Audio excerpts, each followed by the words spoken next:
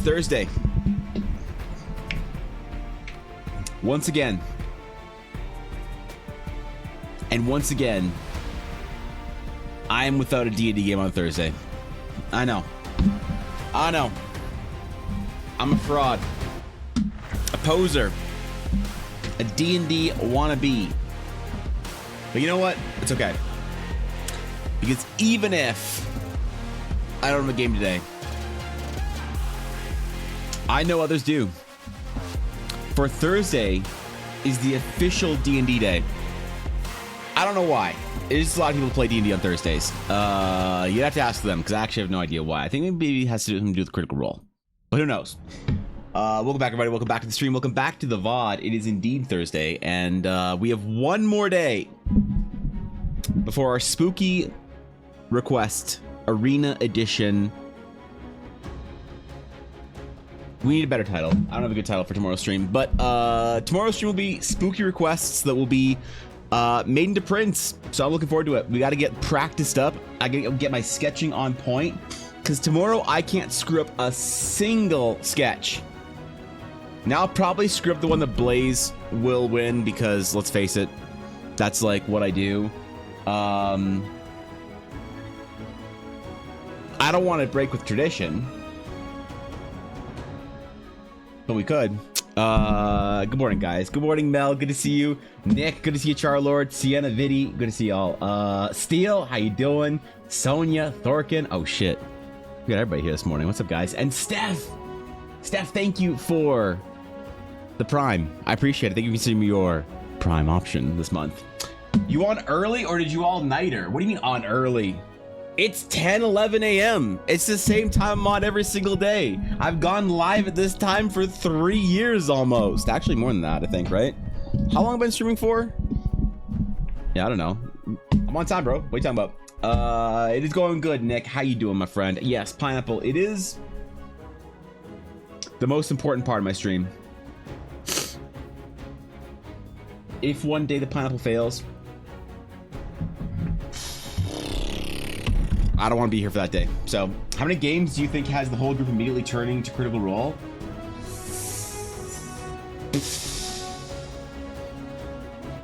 Probably most of them, Viddy. That's my intuition, but I could be wrong. 6:11 p.m. in the Netherlands? Oh, I thought it was the morning. Oh shit, I thought it was. All right, well, good evening, Sienna. I suppose, no, it's morning. It's morning, the only place where it matters, which is California. That's where they make World of Warcraft. And does anywhere else matter? I don't fucking know. I'm always at work, so it makes sense. Look, dude, happy to have you this early. But yes, it is Thursday and I have no D&D game. I'll probably watch Critical Role tonight. I don't know. I've enjoyed not catching up on Critical Role. I don't know if anyone else has tried this, but I've just said fuck it and jumped right back into Critical Role, missing like 30 episodes, not knowing what the fuck is going on. But I like kind of getting into it, you know, without actually having any like pressure to catch up. It's like you fill in the blanks. You know, you watch the first 10 episodes, you can watch any other episode after that if you know who the characters are, unless somebody dies, in which case I don't know what the fuck's going on. But I've enjoyed it. I don't know. It's been nice to take a break from D&D in my own group. I do kind of miss it, though. I do miss having something to do on Thursday nights. But I need the break to get a good head start on the next campaign leg. Because I've enjoyed the idea for a little while of doing a West Marches game. And I think I want to start bringing that into fruition sooner rather than later. I need to find a bunch of friends of mine that want to play in like a larger game. And yeah, I guess just like run a weekly or monthly campaign and see people jump in for it. And the problem is that a lot of 5th edition players tend to want to have like a big story arc for their player character, and it's less about the group adventure, it's more about the player character. So I find that that's like a little bit unappealing. Like West Marches is about unappealing to those kind of players, but I think I still have enough friends that are like, you know, old school D&D players that are more about like the group story and like the plot, I guess, the narrative as opposed to the individual story, that I could probably find a West Marches game. or at least an attempt at it. I've never tried it really, actually. I've just always tried to run multiple games at once without ever actually like building any kind of cohesive unit between the players. It's always more of like individual stories. So I'd be excited to see what West Marches does. I don't know if I'll run it before the new year, but I've been watching some videos. I've been looking at some guides, seeing how people do West Marches, and it actually looks pretty fun. It looks pretty fun to have a more open. I wouldn't want to go full West Marches. It'd be like some of the, I don't know, like West Marches 0.5. I don't know. Got coffee playing Minecraft. Oh shit, bro. I was playing Minecraft with L last night. I built my base. I finally got my chest room built. I'm very proud of it. I don't know. We're living that island life. Can you remind me what West March means in those ones? The DM is available and players are around at the time.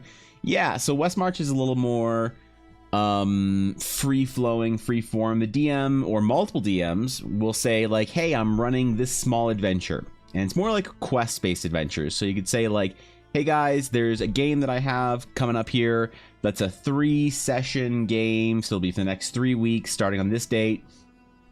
Whoever in the game wants to come play, you know, we got like 6 spots, and the first 6 people that want to join in can join in, you know. And it's like one larger story going on, but they're individual small quests. And I think it's a really good way to run like an Adventures Guild style game, because I don't really have to worry about like my players being there at any given time, at any point in time, like for more than a couple weeks. They don't have to worry about that because they're busy, man. The problem is that as you get older and your friends get older, and you're now friends with old people, they have schedules.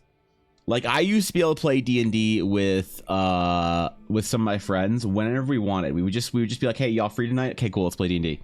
But then it got to the point where it's like, oh, so and so gets off work late. So-and-so has a dog now. So-and-so's married. So-and-so has this. And you're like, okay, everybody's, you know, got things going on. I got to get up early in the morning to go to the gym.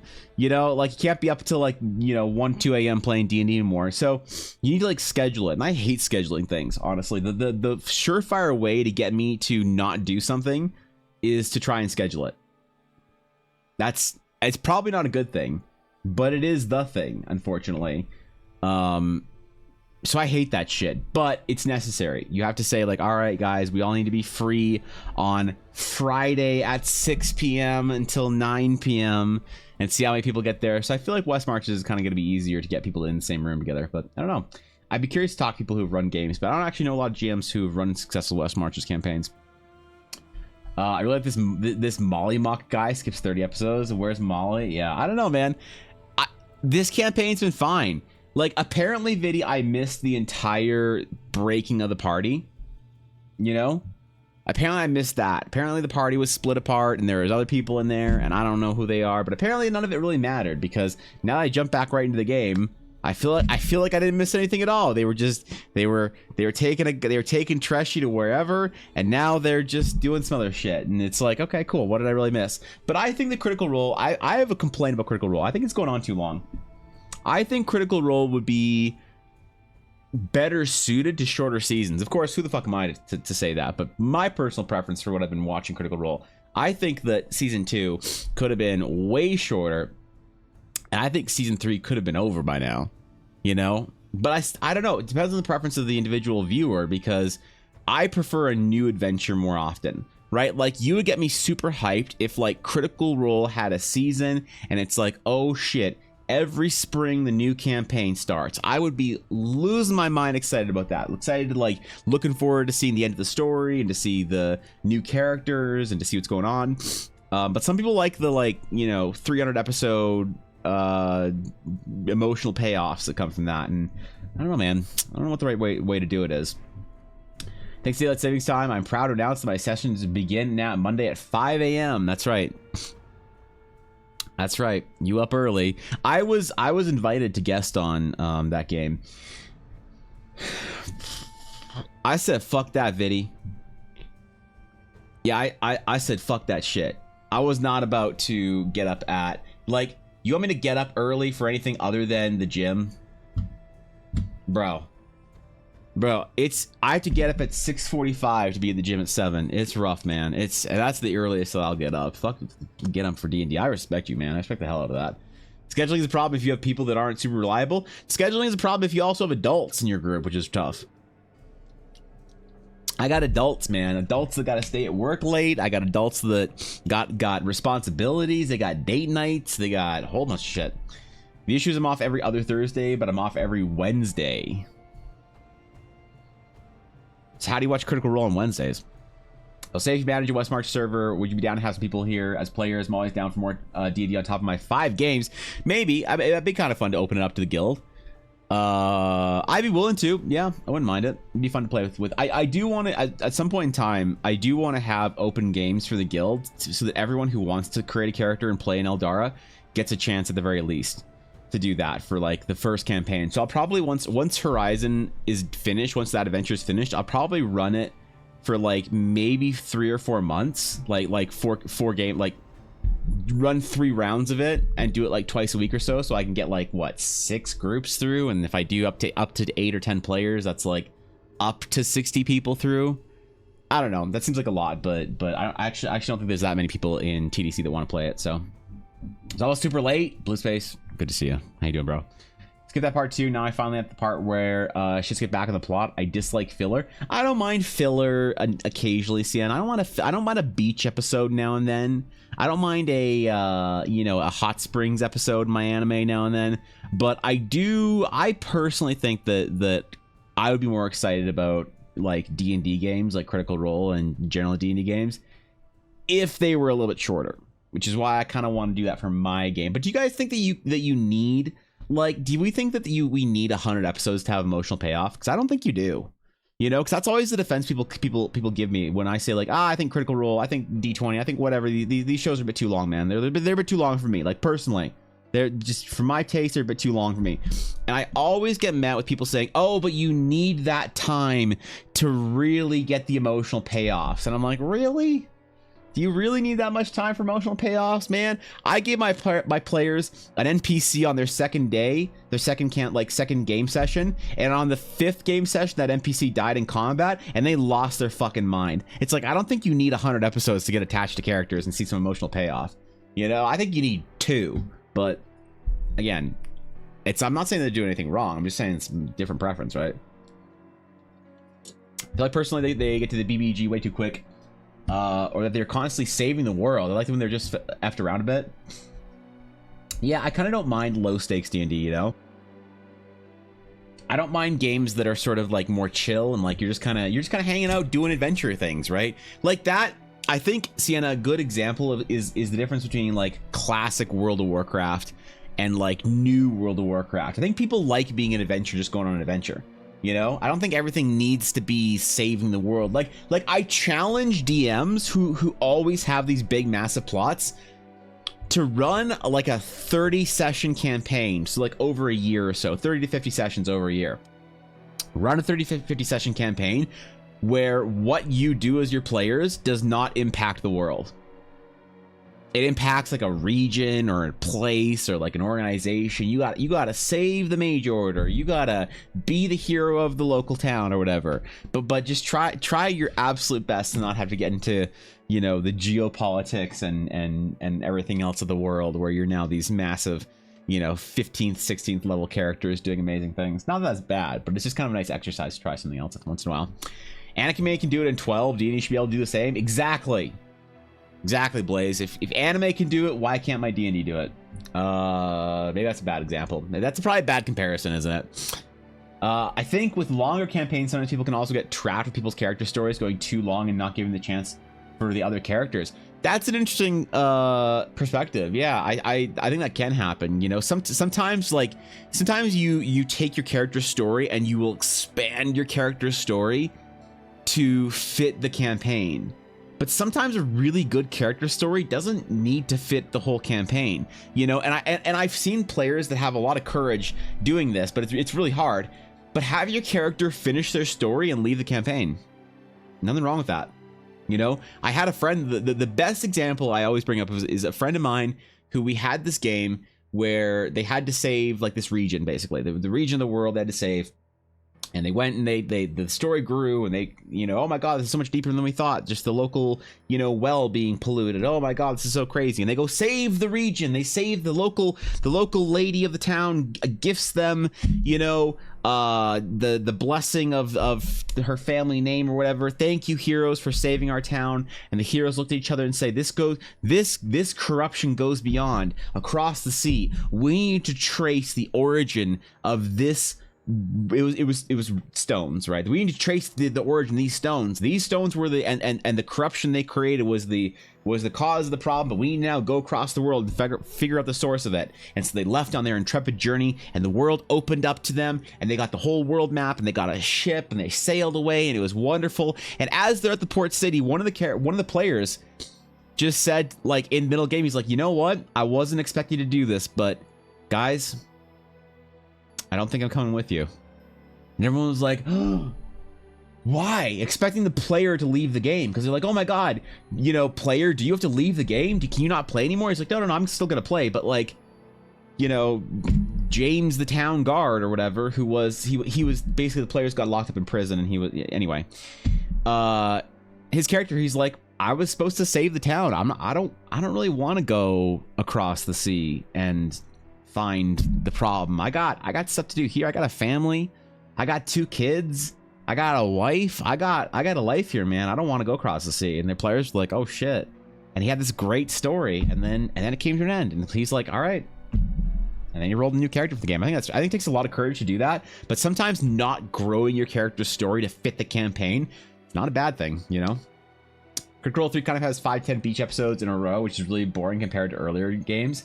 Did it? I just skipped it. Maybe I should go back and watch everything, because I stopped. I did a time skip from around episode 30 something to the current. Fuck, maybe I should watch it. I'm curious now. Made the best item ever: a Molotov cocktail mixed in powderized glass and caltrops. Yeah, that sounds like TBK. What's going on, Azura? They do it because the 4-hour episode would be 20-30 minutes animated episode. Would it? It's not a feature-length movie every single time. Oh shit! Someone got to tell him that. It's like comparing Brandon Sanderson's Cosmere cycle versus Tolkien's Hobbit. Different mediums, different preferences. Can't bother to read all of Cosmere. Sorry, Sanderson. Yeah.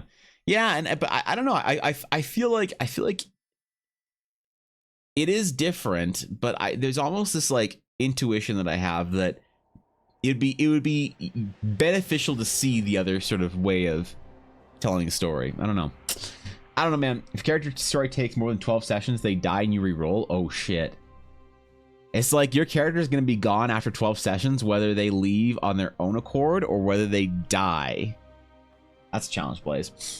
Level 10 druid that would just turn to a bird and fly away if someone tried to get him to do something he didn't want to is great. I bestow upon you the title of Hereless Town. Where did he go? Yeah. Yeah, I don't know. I think that smaller stories are there's this like sense in a lot of the D&D crowd that like a small story isn't like a worthwhile story. That you have to have this massive thing. It's like, I don't know, man. I think you can have a good, emotionally charged, worthwhile story that isn't this big, huge, whatever. But like, here's the thing: it's not a bad thing too if you're doing your own thing and you're just chilling out and you're going through the minutia of how your players' characters would like. I think that looking at my last D&D game, if my last D&D game, my last long one, was streamed, it would have been very unpopular to watch. Probably 100%. Because my players spent the entire game in the inn talking.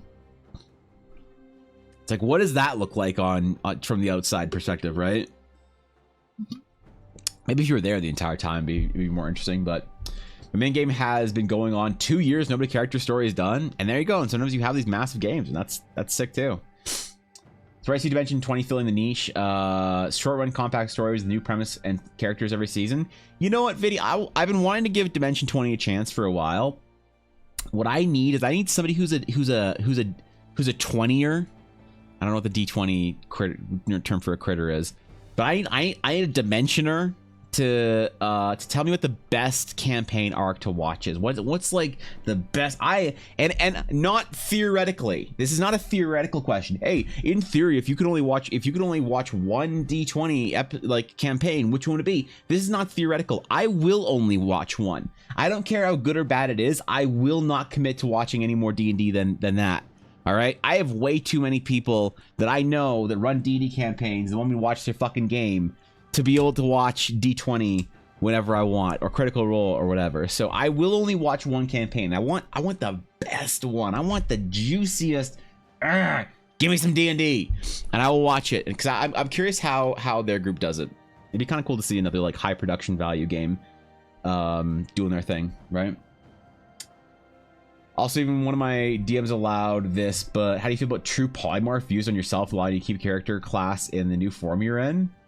Allow you to keep your character class in the new form on true polymorph? Depending on the context, I guess. I think I don't like it, but it depends on how, Charlie, it depends on exactly how precisely whiny my player is. If I think that my player is gonna be whiny enough, I don't want to deal with it. I'll let them keep their shit. You know? That's fine. I would say no by default, but if they're whiny, then I would let them do it because I don't want to deal with it, basically. Yep. That's why. He said yes. Yeah. I have a really hard time with my characters because as someone who's autistic and sucks at masking, taking on a role of character is really hard. Okay, I got through that sentence. All right, it's fine. It's fine. I can do this today. I can do this. I promise. Also, a problem where I like bouncing ideas off people, and a lot of DMs I've played with just kind of want me to make up my backstory independently. So are you saying that you are having a hard time with like making your character feel integrated into the game, or what? You want the one where Brennan DMs or Abria DM'd? I don't know. I don't care. I don't care. I want the best D&D. I want the best one. Whatever. One of them is a better DM than the other. I didn't know there were multiple DMs in Dimension 20, but I have seen Ebria on Critical Role. I think she's pretty cool. I haven't seen Brennan DM, but one of them is better than the other. One of them is just strictly an upgrade, and I don't know which one. A Mortal Kombat to the death in the arena. I don't care if you have preferences. One of the campaigns is better than the other. I don't care which one. No, I'm just fucking around.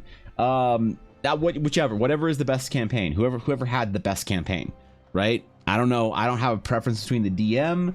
I don't care if fucking Matt Mercer guest starred on it and DM'd, and I have to watch more Matt Mercer DMing. I just want the best D&D from Dimension 20, from that cast, from that crew, from that paradigm of storytelling.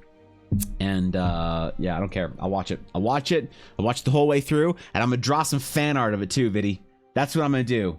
I'm gonna draw some fucking fan art of it because I need to draw. No, actually, no. Bad Evan. No more D&D fan art. No more D&D fan art for a while. Okay, never mind. I won't draw fan art. I'll draw fan art of something else. I'll draw fan art of some shitty Genshin waifus or whatever. I don't know. Both just getting into character and integrating into the world. That's fair. I mean, it's a struggle, I guess, for everybody. But yeah, I could see how that'd be stressful. Brennan's better DM, just straight up. I do really like this Critical Role EXU Calamity 4-part series. I've heard multiple people say that I should watch that, but I think I'm missing the context for it.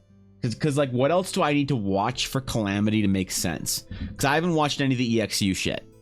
So I didn't watch the first EXU thing. I don't know what's going on. So I don't know if I can watch Calamity without watching some other shit or whatever. And you know. If you want TPK the party, have you tried Collapsing the Sun? No, Senix, I haven't. Have you? That's remarkably specific, and I'd be very impressed if you had. It's a standalone prequel. You watch Critical Role or Season 1, you have all the context you need. Oh, okay. I could do that then. Oda, holy shit, bro. Thank you for the sub, man. What's going on, Oda? Thanks for the 37 months. Damn. Thank you, bro. I appreciate that. How you doing, man? Calamity's the backstory to Vox Machina world. You don't need to know. Oh, okay. I knew it was a prequel, but I thought that you needed some extra context for it. But like, is EXU the best D20 because like if it is what it is, then that's fair. But I just want to clarify: is the best thing from the Dimension 20, you know, isosphere, whatever, is it the best? Is Calamity and Critical Role the best version of that? Well, I know it isn't. I know it's not technically, but like it's the whole, you know, whatever the Greek dude's name's ship is. If you replace enough parts, like is gut check. I don't need a technicality Andy to adjust their glasses and tell me actually it's not. Is the best D20 episode actually, like D20 series, actually a Critical Role series, right? Because I know the guest DM is Brendan or whatever is the D20 DM. So is that his best DMing? Is if I want to watch Brendan Mulligan, the best DM from D20, if I want to watch that shit, if I want to watch that, is him on Critical Role the best version of that? Because I'll accept it. Nothing connects to see Critical Role 3. It's more interesting if you watch it, but you don't need to watch it, third season to enjoy it. Okay, yeah, all right. As long as I don't need to watch shit, that I might, but I'll only watch EXU or whatever D20 show y'all recommend. I'll only watch one. I will only watch one fucking D&D show. All right, I only have time for one campaign, whether it's a 20 episode D20 or a 4 episode EXU. I only have time for one, so I need to know the best one, the one that takes the spirit and essence of why people like D20 so much. Doing good. Just got back from the con in LA. Oh shit. An actual IRL in-person con. That's impressive, Oda. Congratulations on having a good weekend. And you know, take that feeling and ride with it. Yeah, as long as you can. Because I always like that feeling of going to, well, for me, Oda, it's always going to BlizzCon. I come back from BlizzCon energized to be an artist again. You know? It's so weird. I don't know why. It's just something about being creative and being around your hobbies and things you love. So I don't know, man. I'm happy for you. Like I am actually legitimately happy for you. That's awesome, bro. My D20 recommendation: A Crown of Candy. 17 episodes, 20 episode. Now, A Crown of Candy, is that a silly title or is this a silly show? Because I need to take my D&D slightly serious. Like, you know how Critical Role did like the bee or like the bear and honey or whatever games or some shit? Like I not my jam. Not my jam. So is this because the name is stupid? We can all agree that we can all look around the council of D&D nerds and we can all shake hands and agree the name is stupid. But is the show stupid? Because I don't want no stupid D&D. Not that there's anything wrong with that. It's not what I want right now, right? Choose between EXU, Calamity, and A Crown of Candy. Okay. Completely separate but connected question. How do you balance having your own fun and letting other people have fun? Because I feel like I have a hard time enjoying D&D sometimes because I really feel I get ignored for 2 hours at a time when I really enjoy it. Other people don't like it. Ooh, just quick question for you, Zero, to help like clarify that. How good of like, and be honest, you can be honest, but it's nothing wrong with either answer. How close of friends are you with your D&D group? Like, I'm actually just curious. That we need a little bit more information here. Starts a bit silly, but there's a big swing. It's a legit world. It's a world of legit full of candy people. The world is candy. Okay, I'm not watching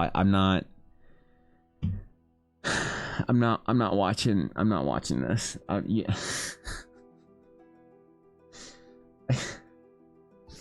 Yeah. Okay, what's the next best one that isn't a ridiculous premise? Okay, all right, what's the next best one after the one that where everybody's made of candy? Knight, you're getting some high rolls, bro. Calamity's great. Pluto would never watch Critical Role, and she enjoys storytelling from it. Okay, you know, that's pretty good.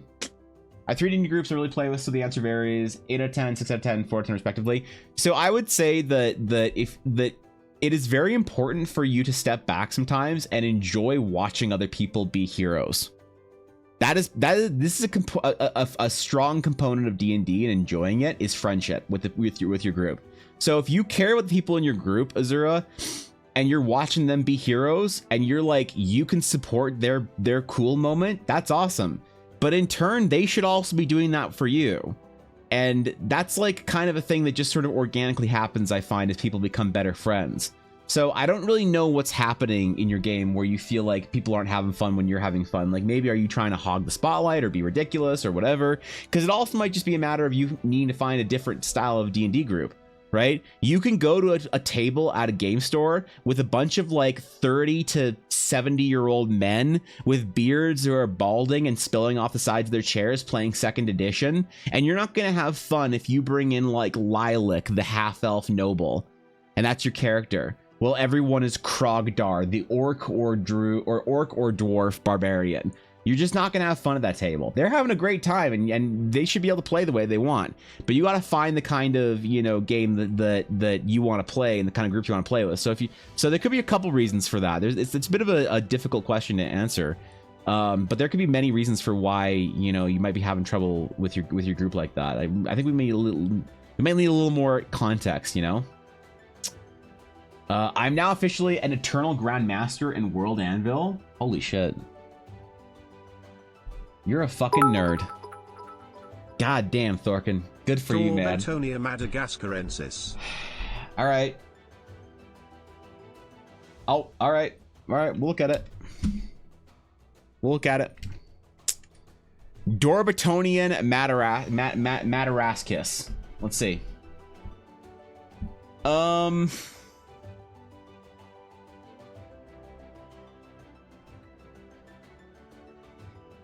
It's pretty high on the monkey scale for being a bat. I would say it's probably like a 4.5. Yeah, 4.5. Oh, my alerts work. Oh shit, dirty, my alerts work. I didn't check that. I didn't do anything to fix that yesterday. So thank fucking God. Thank you for testing that this morning. I'll thank you for that, bro. I appreciate it. Thanks, man. All right. What's the next best D20 episode to watch, or thing to watch? What's the next one after the fucking Candyland shit? All right. There's always a certain element of silliness within D&D campaigns, but they use that to create a dynamic contrast in the story. The payoffs have always been worth it, almost. Dude, I just don't think I can take it seriously.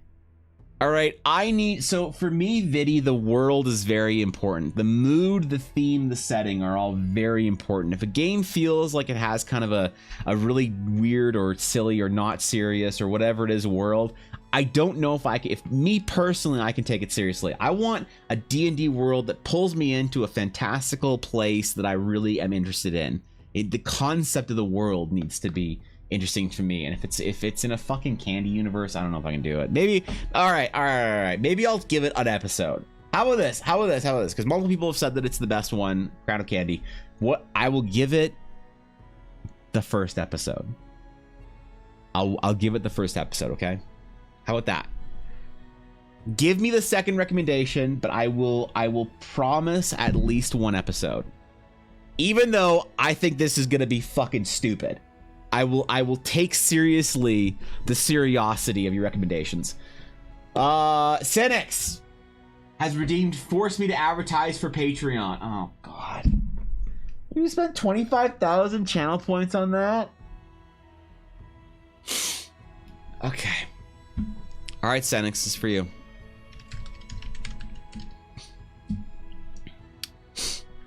All right, 25,000 channel points. Got it.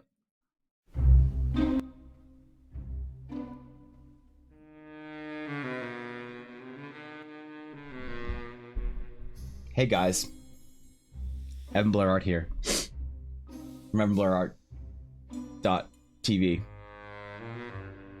Do you want to know where you can get mediocre art in print form?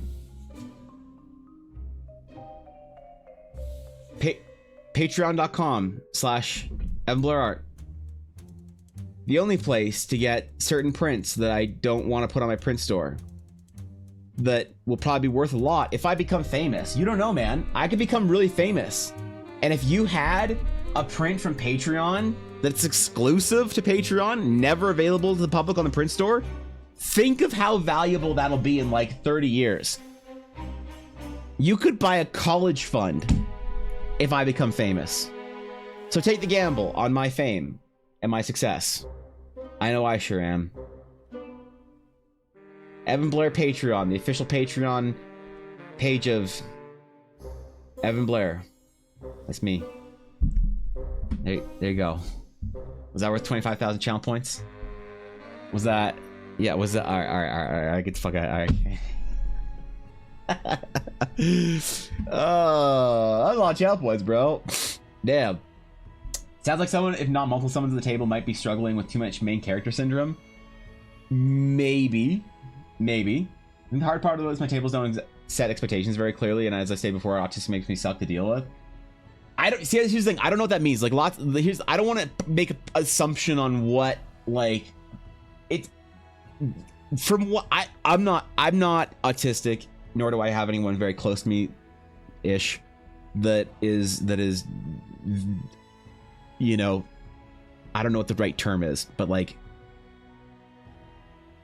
in an advanced position on the spectrum, I don't know, but it is a spectrum, so I don't know how that makes it like it's very difficult to say like, oh, I have these problems because of autism. It's like I don't know what that necessarily means, because what it means for one person means a completely different for something for somebody else. So I don't know how that struggle relates to like individual like problems at the table that I don't want to give it just blanket advice that might be not useful if it's like, you know, maybe it's a matter of communication or something else. I don't know. But yeah, I would say that honestly, if you're having trouble at the table and you're not feeling it, I would just maybe like try talking to the DM and tell them how you feel and see if they have any insights. Because sometimes just asking people if they have insights on the game that you don't see necessarily, that can be a big tool. And if they're like, nah, screw you, like if they respond to you in a way that's kind of dismissive or whatever, might be time to leave the group. I don't know, you know. Escape from the Bloodkeep was pretty good. They're playing the bad guys in a Lord of the Rings-ish setting. Is that the best D20? Is that the best one? Because I'll like I said, I'll give it a chance. I do not like punny worlds, Sienna. No, I'm not a fan. I need my fantasy, my art, and everything to be taken slightly serious. So, I don't know. I'm not much of a silliness enjoyer. I think irony and silliness is like very poorly done often. I think it's a good component of levity, but I think that worlds that sort of lean into that too hard are a bit, I don't know, there's a bit, it's just kind of like eating a pixie stick for me. It just doesn't really have much substance to it, not much depth to it, right? Backups, Escape from the Bloodkeep for D20 show, then try EXU. The backups, okay. So Crown of Candy, and if I'm not feeling that, I'll try the backups. Okay. And we're okay if I watch this instead of EXU. Okay, as long as nobody's gonna be mad at me saying, Evan, I can't believe you didn't watch EXU because you watched Crown of Candy. The long-term problems I've had in joining D&D group when each player basically took turns being the main character while everyone else sat there waiting their turn with no real cross interaction. That's a problem. But that's when I talk about how friendship is important. Right? Because if you can't legitimately be happy for your bro when your homie's having like a hero moment, if you can't be the wingman when your homie's, you know, swooping in on the local lord's eldest daughter, then I don't know, man. I'd say I'd maybe try and figure out who play with somebody that's worth winging manning for, I guess, if that's makes sense, you know. Unsleeping City is kind of fun for me, at least. What is Unsleeping City? Yeah, what is that? For me, a lot of the social cues around when I'm allowed to speak or enter scenes aren't present, so I either sit in silence not knowing when I'm supposed to speak or enter a scene when I'm not supposed to, and nobody says anything, so I don't know I did an oopsie. I see. So a lot of that, then you can get the DM's help on that a lot. And it's something I will do a lot with players who are who have a similar struggle, who like because I've played with many kinds of different players, many different people, and I know there's a lot of people who like D&D. I don't want to like play the D&D tracks losers card, because I think that a lot of like times we try and like be very sympathetic and nice about our D&D, you know, groups or whatever, but we're kind of like, I don't know, demeaning, I guess, by just assuming that D&D players are all social awkward nerds that can't, you know, speak to the girl in their 4th grade class. But for me, I know that I've played D&D with a number of people who have had troubles and have used D&D as sort of a practice to learn how to socialize. You know, they've admitted as much. And I definitely am very aware of that, and I will try and be more obvious and throw them prompts. So one thing you could do is maybe ask your DM, just say, hey, I'm having a hard time jumping into scenes. Could you throw me a lifeline every once in a while? Like even if it's as little as, you know, all right, the players are doing this, they're jumping in, they're doing all this stuff, and the DM notices that, like, hey, this be a great time for everybody to have a moment of saying things. The DM can kind of like have the NPC look to be like, what do you think about this, Azura, or whatever. Like your DM can do a lot to throw you a bone once in a while and help you kind of learn that cadence. So I'd say if your DM's willing to, then if they're a good DM, then they should be willing to do that. And if they aren't willing to do that, then they're probably not very good, and you should probably deserve better. But, you know, if they just don't know how to do that, then I guess you can both struggle through it and try your best together, and that's fine too. But if they're just refusing and just outright like, I don't want to help you with this shit, it's like, all right, you know, that's like a little bit monka. If you're going through 2 consecutive hours of sat there doing nothing, the only solution is communicating, and then attempting to evolve yourself more but not being evolved enough to begin, might be the DM's fault, the player's fault. Yeah, who knows? It's such a difficult, like, it's a difficult thing to understand without like seeing it take place or whatever, right? EXU Calamity's one to go with then when you have time. All right. Unsleeping City is like fantasy mixed with New York City. Is Unsleeping City a D20 show? Or is that like a different thing altogether? Because like I'm pretty sure the only like real big like D&D productions are D20 and Critical Role. Are there any other good ones out there? And when I mean good, it's like, yes, I know, yes, Careful Cantrip's great, Phoenix is fantastic, like sure, whatever, there's tons of good ones out there. But when I say good ones, I mean like any other like essential staples within the D&D community that I'm not aware of, like that get massive views and shit. 'Cause as far as I know, it's only D20 and Critical Role are like the big ones, the ones that are really worth like looking into simply because of their size. But if there's other ones, I'll happily look into that as well. That campaign, Evan, I think more Scooby-Doo, all 5 players split up. Each player spends 20 minutes individually searching a room, talking to an NPC. I try to support the homies by kissing them goodnight. Yeah, of course you do. That's what a homie does, man.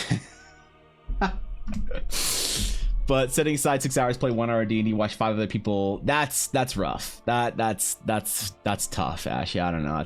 That's really... I'd get the fuck out of that group as soon as I could. But like that's my usual answer for bad or for D&D problems, and I feel like that's really not a great solution, but that's just my solution. It's like, oh, you got a problem with your D&D group? Easy, leave, find a new one. Evan, you can't just constantly leave your D&D group. I said leave. Fuck. Okay, fine. Jesus. The chain from Matt Koval was good. Ended though. I tried the chain, Thorkin. I was not. Look, no shade to the players. Zero shade to MCDM himself. I did not vibe with the chain. I tried to get into it really hard, and it was not. I don't know. It just felt a little lacked something that I required to keep me entertained as a viewer, not as a player. You know, I'm sure it would be a great game to play in, but Acquisitions Incorporated. No. What is Acquisitions Incorporated? Listen to podcasts, so I have no clue. The ones I listen to count. Yeah, no, that's fine. I wasn't sure if there's any other like big D&D podcasts or shows out there that were like a cultural staple of our D&D community. That's like, okay, we should look at this just because it's big. You know, there's tons of great D&D shows out there that are worth listening to. Lots of them are run by my friends. Lots of them aren't. You know, some are the size they are for a reason. Others should probably be a lot bigger. But I'm just curious what the ones that are like cultural have been big enough to make cultural waves in the D&D community. Did you watch Dusk at the start of episode 3 and it's pretty great? Dusk? No, wait, what is Dusk? Dusk is what? Wait, are these another D20 thing? There are also podcasts which are pretty big, another D&D podcast, and the Adventure Zone are probably not another D&D podcast. Oh, that's the name of the podcast, not another D&D podcast. Okay, and the Adventure Zone. I have heard people say the Adventure Zone I've heard of before though. So I've heard of the Adventure Zone. Try Viva La Dirt League. They have a cool Viva La Dirt League. All right, these names, man. These fucking names. I love Matt's lore with everything. Matt's pretty good. Wait, which Matt? Koval or both are good. Jessica's Koval's modern 4E campaign. Okay, no, I haven't. I've never. The only one that I was aware he even did was the Chain Chronicles, and yeah, I just didn't really vibe with it. I got the it's like I don't want to throw unsolicited criticism at things, because like who cares what an idiot like me has to say about it. But the Chain Chronicles, the reason it kind of like lost me is it kind of felt like nobody really wanted to be on camera or knew how to be like part of the show. It was just kind of weird. It was like, I don't know.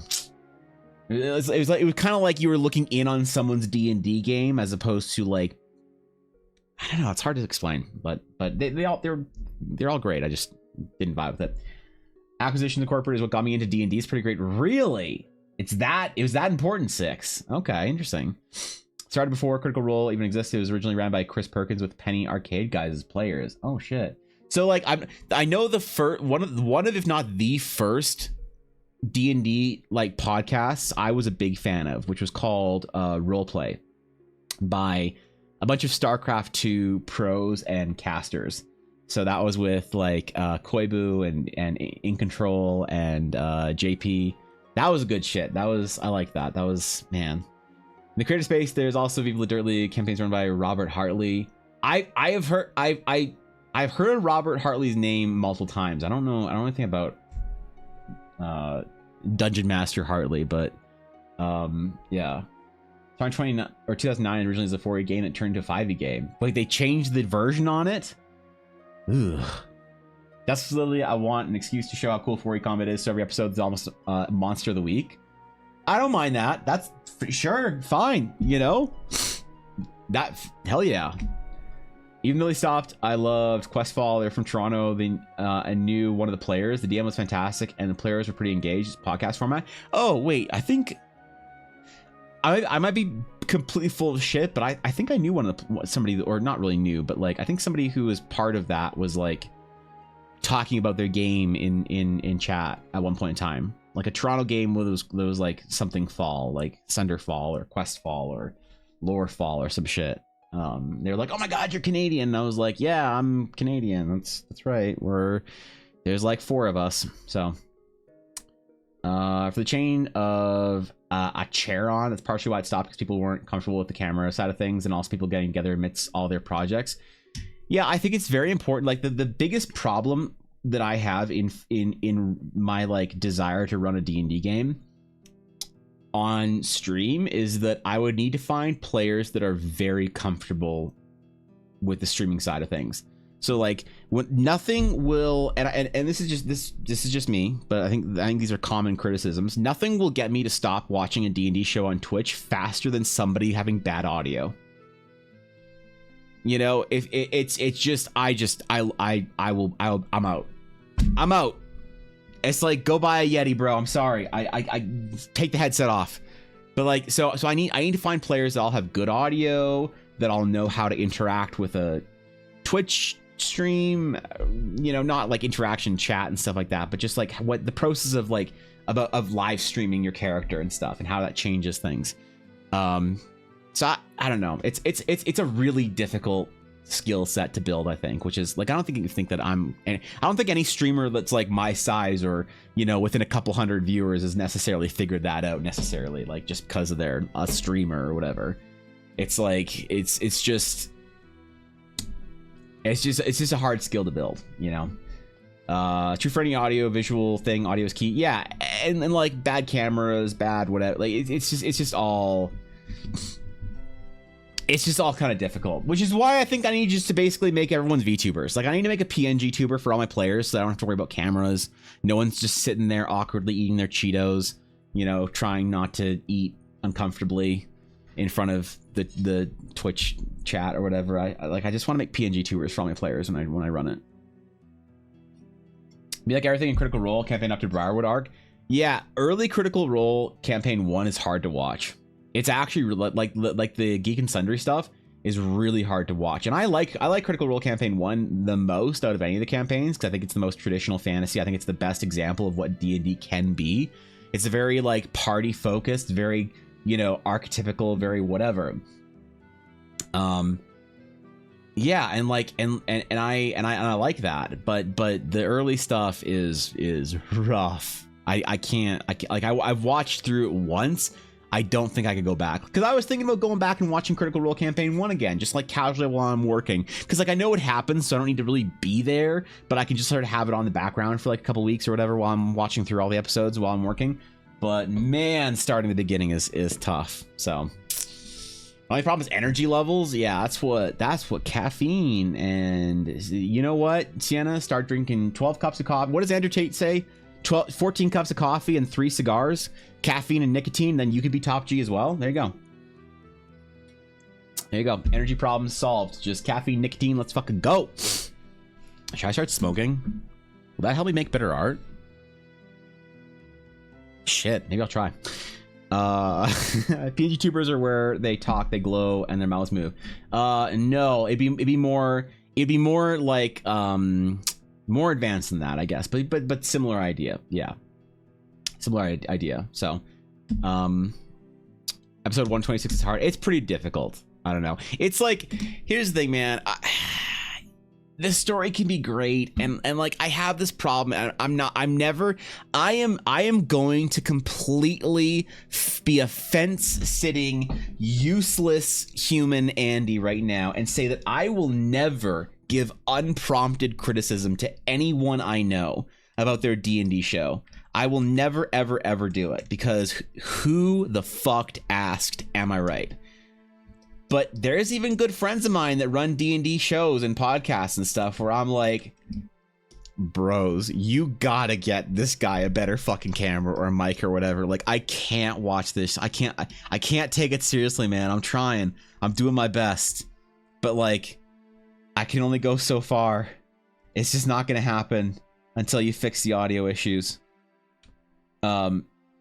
And I know a lot of people don't care about that. I really do care about it. And I know it's maybe a little bit shallow. We're like, oh, you're missing the stories, Evan. But like, sometimes I just can't watch. I just can't be part of it if the audio is like distractingly bad. You know, I can't explain why or whatever. But I know a lot of people agree with me, but I know there's a lot of people who disagree too. So most Critical Campaign was tough, at least until the 40s or 50s. Agreed. Yeah, it wasn't until they got into their, what was it, like their first sort of like, when was the change, Vinny? Was it when they got to their first like fantasy-ish looking studio with like the wood panels and shit like that, like the torches or whatever? Was that when it got better? Because that's when my mind associates Critical Role season 1 getting like good set, like audio, video, whatever. But I could be wrong. Is their first studio? Oh, okay, yeah. I'm gonna off my ADHD meds soon, so I'm not needing. Wait, I might need to not get caffeinated ever again. That'd be interesting, Sienna. That's a big change. I hope it's a good change, I guess, or whatever you're looking for out of it. I wish you luck in it. I know changing medications for ADHD is a process. When Ella got off her medication, it was definitely months and months and months of I don't know, figuring out how to human again, which is a challenge. So I believe in you. So got one of my mods is an audio file. I'm like, hey, let's do an audio correct sesh if things go wrong. Here's the thing, I know I don't have the greatest audio, and I really do try to have good audio, but I know it's not optimized or set up properly. And I do want to like go through and like completely rebuild my stream audio video from the ground up at a certain point in time. But it's a big investment. So like I say that I have such a high standard for audio video, fully aware that I don't necessarily meet that standard. I think I meet the minimum of my audio and video is not bad enough to be distracting, but it's not like good or whatever, you know. So I'm if only one of my mods is an audio file.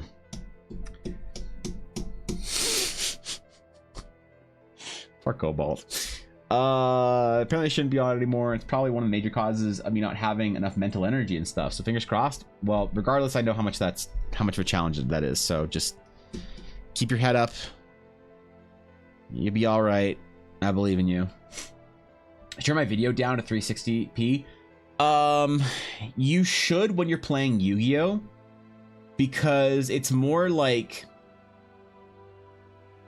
if you have shittier audio and video, it'll be more nostalgic to Yu-Gi-Oh enjoyers, but only the ones that are like in their 30s. All right, so okay, so all of them, but you know, I'm not trying to generalize the entirety. But any other game, any other thing that you're playing, fucking Dragon Ball Z, whatever, pump it up. You're good. Still clean though. The big thing is not having background noise. The next level is changing enough to add voice crispness. Yeah, I have, man. I have a couple of filters and things attached to it to make it better, but I don't know if it actually is good enough. I get it's so hard to mic a session / table, but it's not impossible. Yeah, it isn't. You're right. It's difficult, not impossible. Put Puppy and Pets. Go look at him. He's 6 months old now. You really want to rate your dog on stream this early in the morning? All right, I'll rate your dog.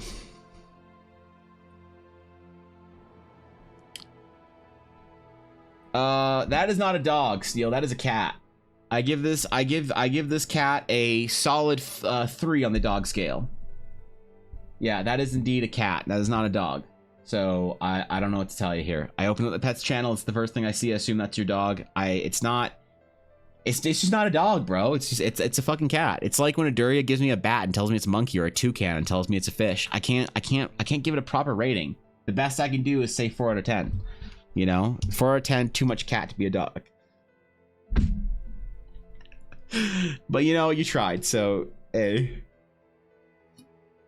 Is it a full dog, not a partial dog? I mean, look, looks like there's a lot of cat in that dog. So, you know, I don't know, bro. I don't know how to properly give it a rating. Right? Like, am I missing something? Your thoughts on what you want the Astral Knight to be? The Astral Knight is supposed to be paladins, but fun. No. The Astral Knight is going to be a class that is a nimble, armor-wearing, martial fighter that has access to powerful magics that augment their actual combat style. So I want the Astral Knight to feel kind of like a supercharged fighter, and less of an Astral Sage with a lot of the support magic.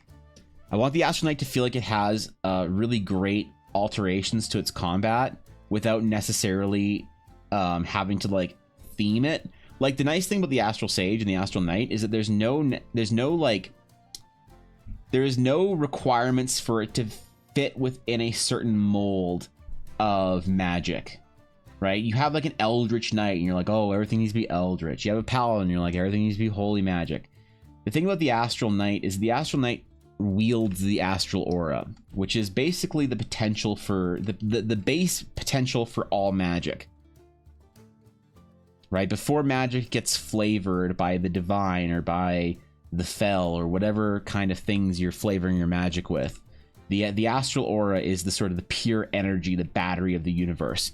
So the Astral Knights will use that power somewhat clumsily, just like sages, where it is a very potent source of power that they don't necessarily fully understand how to wield, but you can get really cool interactions. That's the combat feeling. The most important feeling of how the character feels when the player is engaging with it. I want it to feel very connected to the ancient stories and the ancient myths of the setting.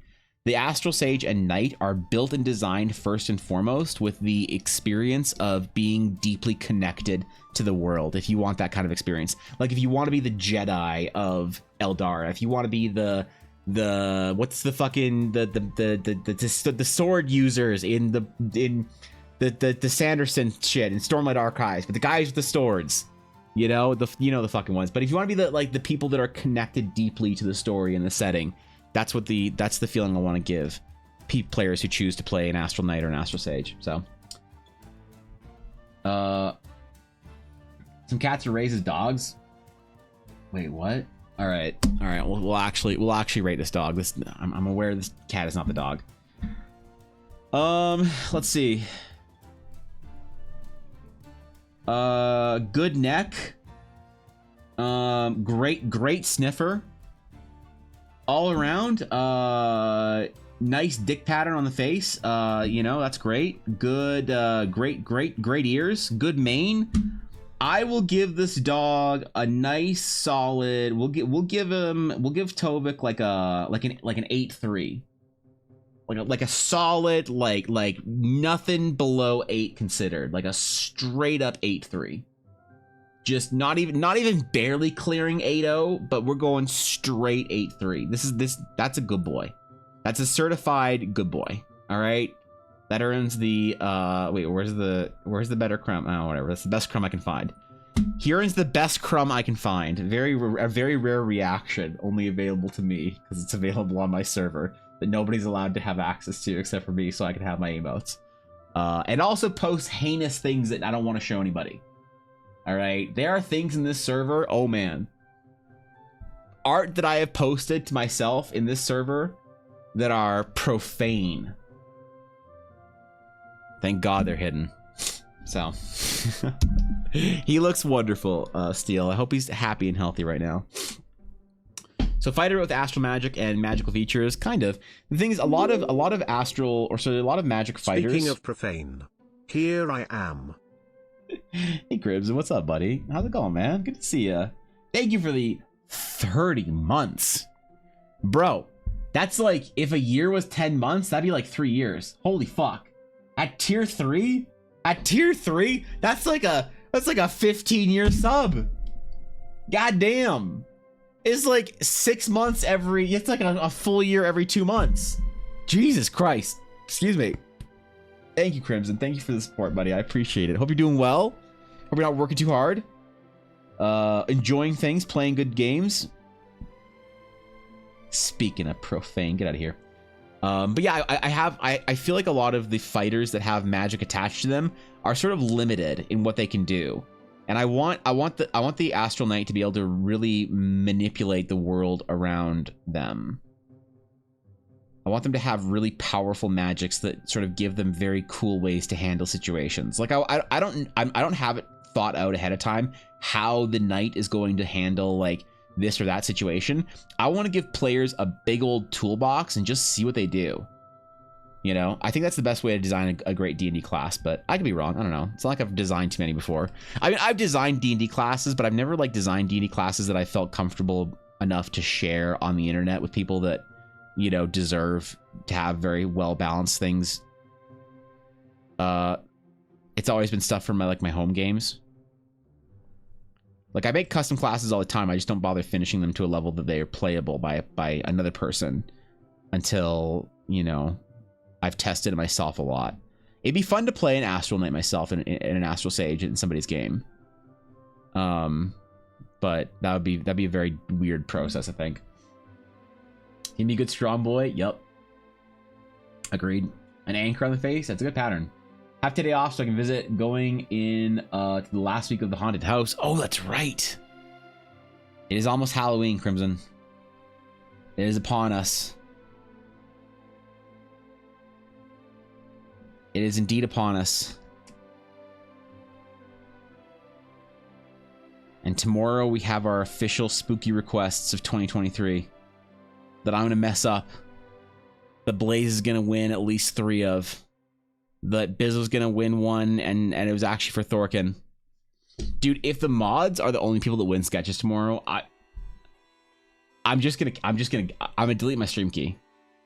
Like, I'm willing to say that much, that if the mods win every arena, if a mod wins each arena, not necessarily each entry to the arena, but if a mod wins each arena entry, I will delete my stream key.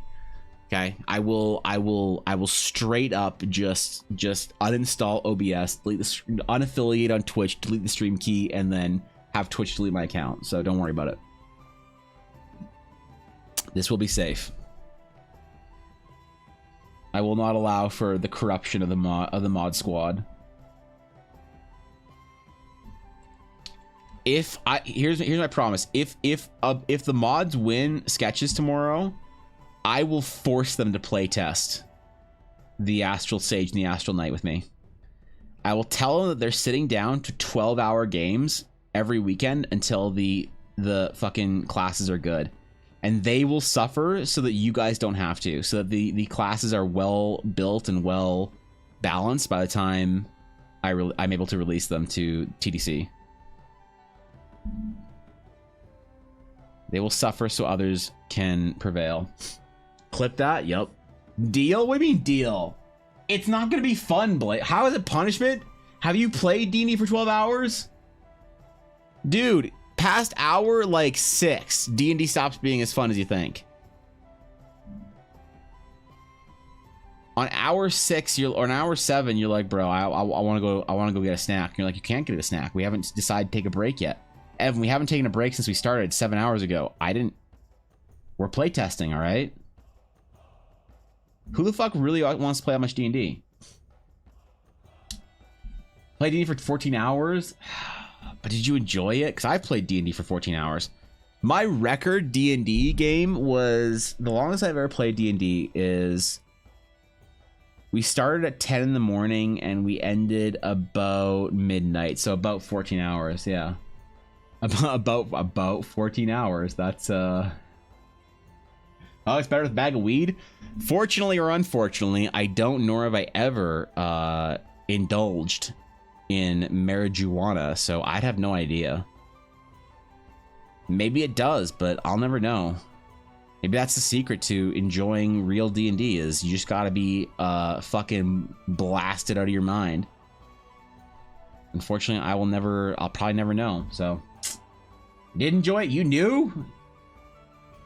You knew you were gonna get into that and you still enjoyed it? All right. A long time ago, I'm 100% down to play D&D for 12 hours. I'll order myself some pizza. Order you and Ellis some pizza. Everyone else can get their own.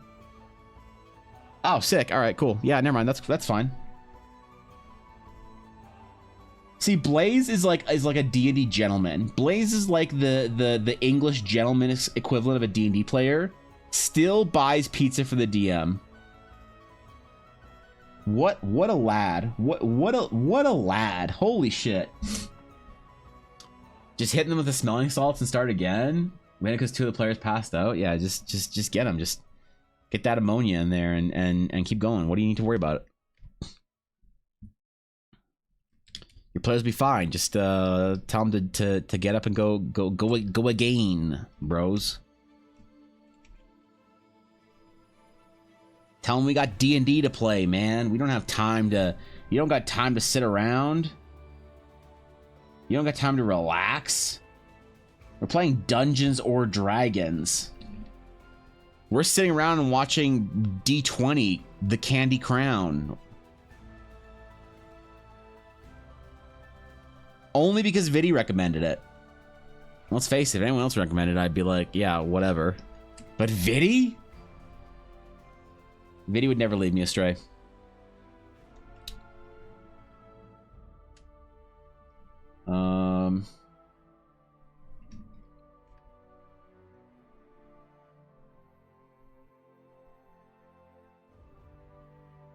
Vidi might lead Arrow astray, but you know. It's too soon. I can make all the snackies. I'm allowed to participate. That's a lot of snackies, though. Wait, why do people actually want to participate in a 12-hour playtest? This is not supposed to be something that's fun. No one is going to actually think this is fun after hour 3. 2-hour session on weed, 11 hours just tasting all the cheese in the end because of the munchies. Yeah. Wait, is that why my players are constantly wanting to just eat food in the end? Are they actually all just high out of their minds? I didn't realize it. Fuck, man. I gave Arrow agency. Okay, that's fair. You're right. You're right. That was uncalled for. It's too soon still. Like all my opinions too highly. Both are detriments. Yeah, mostly Arrows. I'm a good baker and I like feeding people. Well, at least you can bake. God damn. None of my players bake for me anymore. I had a player in high school that her mom baked us snacks and she'd bring it over. Mostly because her mom and her dad were getting divorced and she wanted her daughter's friends to like her more than her ex-husband, so she baked us snacks. I didn't mind. All right, I had no problem with this. I'm fine being used as a pawn in my friend's parents' divorce if it means that I get snackies out of it. So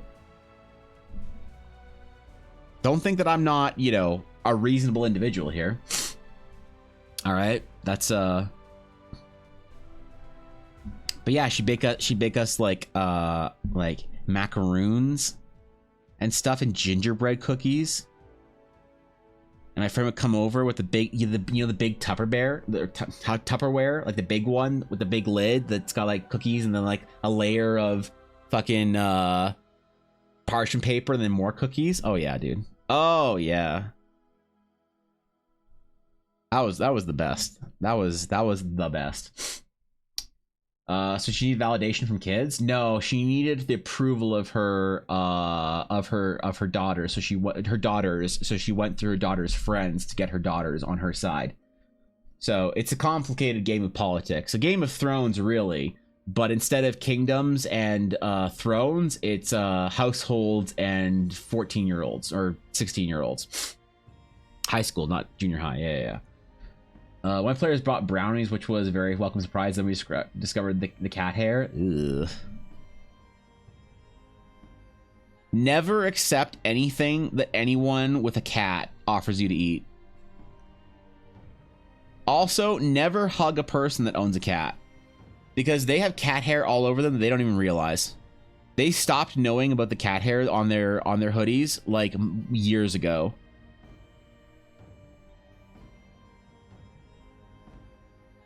It's like, you know, the old rule, they say never shake a WoW player's hand, never hug a cat mom. I had a friend in art school who was a cat mom, and every time she'd come to art school, she'd be like, hey, what's up, good morning, she'd give me a big hug, and every day I just had to start lint rollering myself.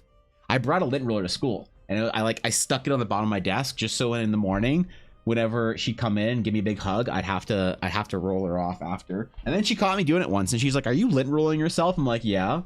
She's like, why? I was like, I want to look good today. She's like, why are you lint rolling yourself at like 9:30 in the morning then? You haven't even had the whole day yet. I was like, I don't know. And she's like, are you lint rolling yourself because you just hugged me? I was like, no. I had to tell her, I had to break it to her. I had to tell her, man, she got the cat hair curse. She's like, but I wash my clothing so often. And I'm like, your washing machine's probably half cat hair now at this point. Doesn't matter. You go through so many lint rollers because of Gwen and Bolt. Yeah. I even roll myself off sometimes after Yuna is in her shedding. Like, she goes through, like, not, I mean, she doesn't shed. She has hair, not fur. But she does, like, go through a little bit of thinning or shedding or whatever now and then.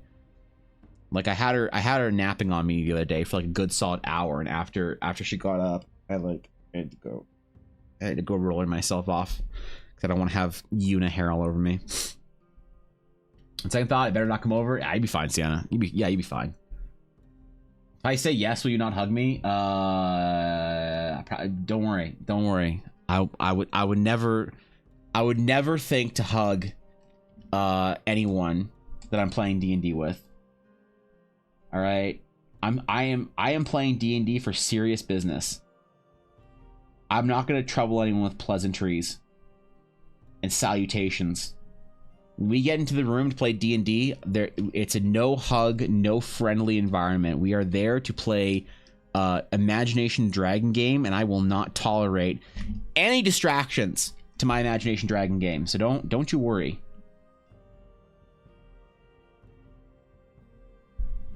You are perfectly safe at my table. There will be no hugging of any players except for cleric players. Cleric players really need a hug because they got a lot going on in their life. That's why they play clerics. So we won't get into it, what's wrong with cleric players, but if you know, you know. If you don't know, just go hug your cleric friend. They got a lot of pain, man. You might disagree with that, Evan. Una probably does, but I don't care what her opinion is because it doesn't matter. Last time I cared about her opinion, she bit the shit out of my hand, so. Stupid gremlin.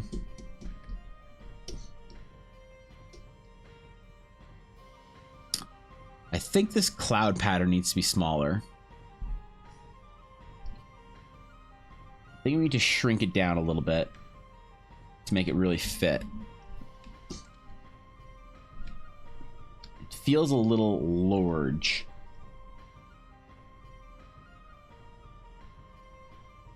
And that's not what I want, man. I want a well-trimmed cloud pattern. I don't want none of this garbage on here.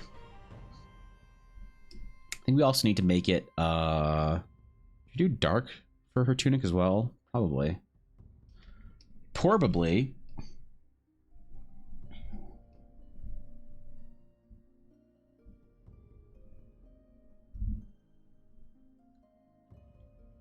I'll probably solve the issue. All right. When I take my break today, I need to make a notepad memo and write down all the recommendations we have today. All the things we agreed upon were the best places to go for Dungeons and or Dragons on the internet.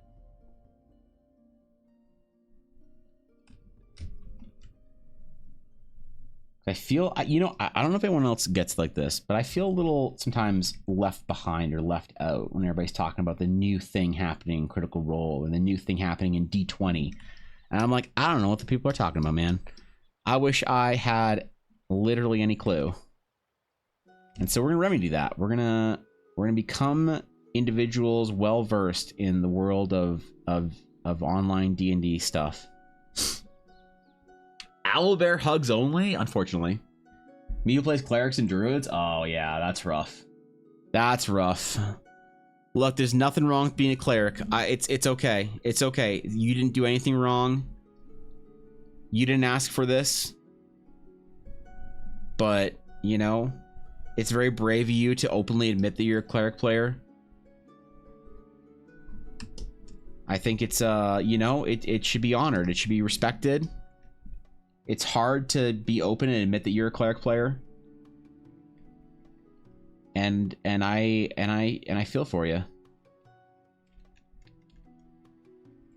I also feel incredibly stupid because I realized yesterday midstream. Okay, so let me just back up. I'm enjoying sketching right now quite a bit.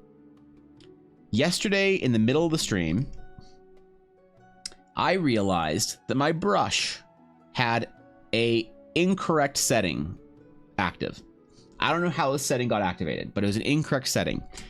And it wasn't a big enough deal that I noticed it. But for the last couple of days, I have been struggling with my art.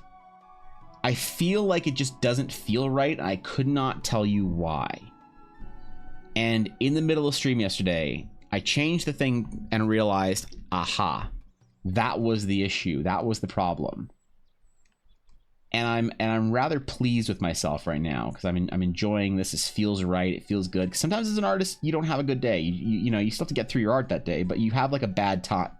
Excuse me, which is okay. It happens to every artist. And I thought that I was just having like a rough patch. I did not realize that I was actually just flailing around, dying slowly due to incorrect, improper brush settings.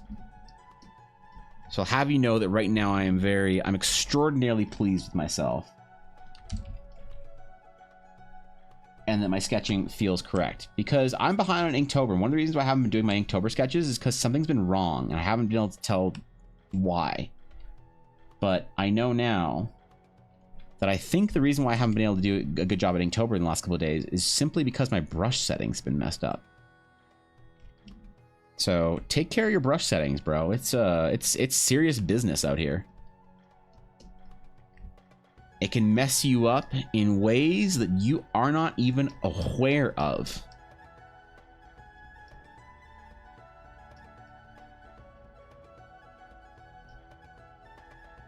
All right. Let's start the only important part of this sketch, the belt. I play cleric or paladin, but paladin mostly because I like playing, where it's like playing cleric who can beat ever living shit out of you. Basically, yeah, like every cleric player is a paladin player waiting to happen. And you have to always just love and support your clerics until they decide to play paladins. You know, it's not a bad thing. It's like you can't shame an artist for posting on DeviantArt if they're in their growing period. Eventually they will grow up and they'll post on ArtStation. But you can't make fun of them or make them feel bad or whatever for posting on DeviantArt or Twitter or Instagram. But eventually they all grow up and play and post on ArtStation. Just like every cleric will eventually get out of the phase and start playing paladins. So you got to just love them and support them through that, because they're dealing with some shit. Whatever reason they have to play a cleric is their own, but you just got to love them no matter what. So past 2 days I've been having really good art days and milking every second out of it. That's awesome. When you're feeling it, you're feeling it. That's fucking sick. I'm happy to hear that, Sienna. It's a wondrous feeling when you can actually, you know, draw and successfully communicate your ideas. Because yeah, we always know how frustrating it is when it doesn't work out, right? I assure you clerics can beat the ever-living shit out of someone if you build them right. Yeah, but you have to try so hard as a cleric. A paladin just does it. It's just built in, man. My cleric was dubbed the harm assist because of that. Oh no. Steel, you don't happen to still play a cleric, do you? You don't happen to have no paladin characters currently, do you? Oh god. Guys, this is rough. I think we got another cleric out here. I think we have a cleric apologist. So someone give Steel a hug. Ah, shit. See, this is what I'm talking about. You gotta love your clerics. Play a wizard in Dark Sun campaign? Why? I have a single paladin, a single cleric. All right, okay, never mind. You're good. You're good. You've resolved your unresolved emotional trauma, and you're now playing a paladin. Congratulations, Steel. You're an inspiration, and I'm legitimately and genuinely happy for you. However, I don't like that. However, masochism. That's why you played a wizard in a Dark Sun campaign. Were you at least a bald dwarf? You can be a wizard in a Dark Sun campaign if you're at the very least a bald dwarf. My fellow party members are extremely shitty. I employ the medieval version of the American health insurance and cackle in sadism. Oh, that's rough. Sometimes I ask my clerics how they feel being replaced by a 50 gold healing potion. But if it's early enough game, then yeah, you can extort the shit out of them. My paladin's a fallen Asmar paladin with Oath of Conquest. My cleric is a half-orc demon with a Domain of Life. Oh no.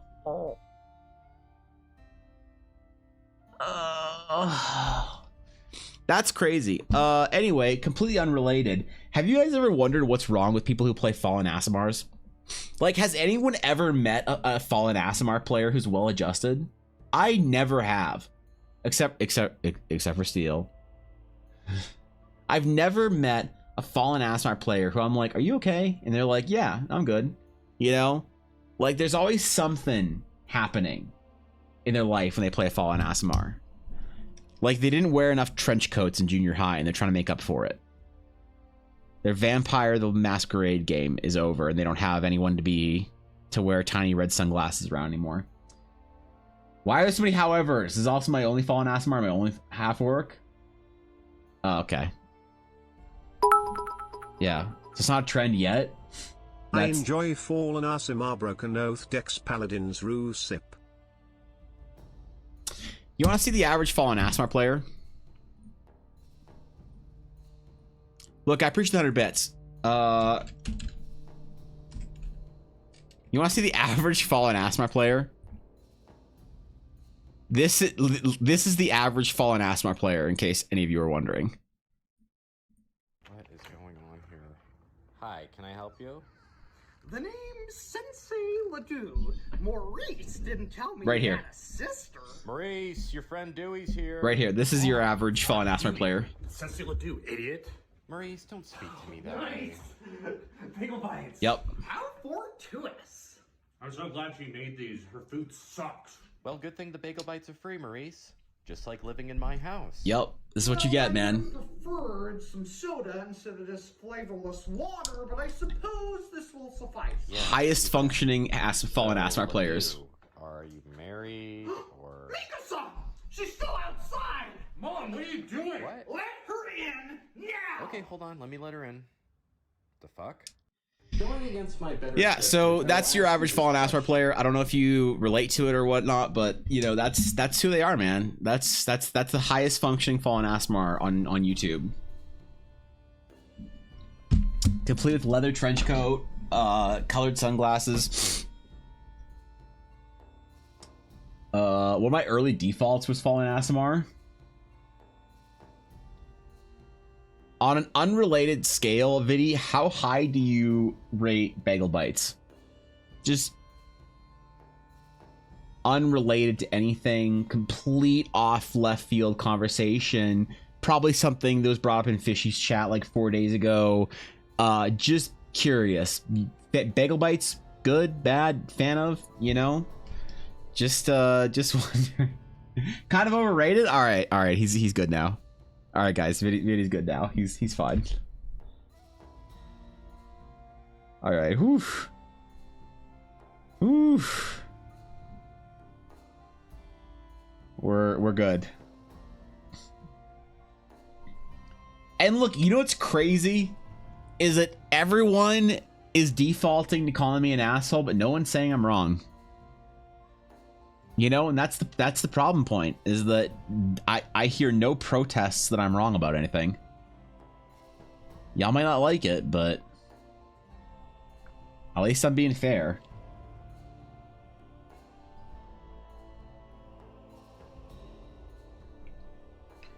I mean, there's a standard we have to maintain for all of our D&D players. Don't even ask me about half-orc players, or I'll get up the NASCAR guy again. Damn, dude, I knew like 3 of those people in high school. I played D&D with 2 of them. They were a grade above me, and it was awful. I had one. Oh my god. Okay. So Ella and I were not dating at the time, but we decided to go over to the grade 11s, I think they're in grade 12 and we were grade 11. The grade above us, Sensei Ledoux's. We went over to their house, and Ella's such a sweet girl, man. She was, when we were kids, she was such a sweetheart. She was so nice to everyone. And so she was friends with literally the definition of the mean girls. All right? In addition to her other friends, but she had a friend that was like, when you think of the idea of like a rich, spoiled, judgmental asshole, that like image of like the Hollywood movie projection of that girl, Ella was friends with her. Okay? Ella invited her not just to D&D, but to D&D at Sensei Ledoux's. I distinctly remember verbatim one of the Ledoux's saying to the other, "It is fortuitous today that we have 2 females to play D&D with." And I looked at my friend John, and he looked at me, and he just gave me a nod, and I gave him a nod, and we just exchanged like, this is gonna be the greatest D&D session of our lives.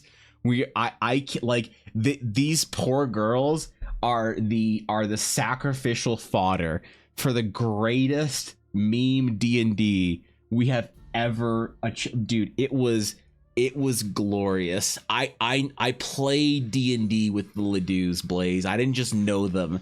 They ran a game. One of them ate an entire tub of Philadelphia cream cheese straight off of a butter knife over the D&D like 3-hour session. Every time you look over it, he's just eating fucking cream cheese, man. He just wouldn't stop eating cream cheese. And it was like the savory one, like the one that has like onion or whatever in it or some shit. It was like what you put on like bagels, and he was just eating it off of a fucking butter knife the entire session. I can't believe how much cream cheese he ate.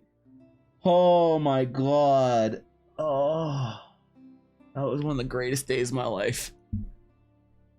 I would, if I could go back to any D&D session in my entire life and relive it again, just be an observer, it would be that one. It would be that one, man. One grade above me. She was probably the weirdest of them. One of them was a guy in my grade. One was a guy a few grades below me. Oh yeah, you had like more than 3 grades in a school where you live, right? That's so fucking gross. It was a sight to behold. All right. He was drinking Mountain Dew.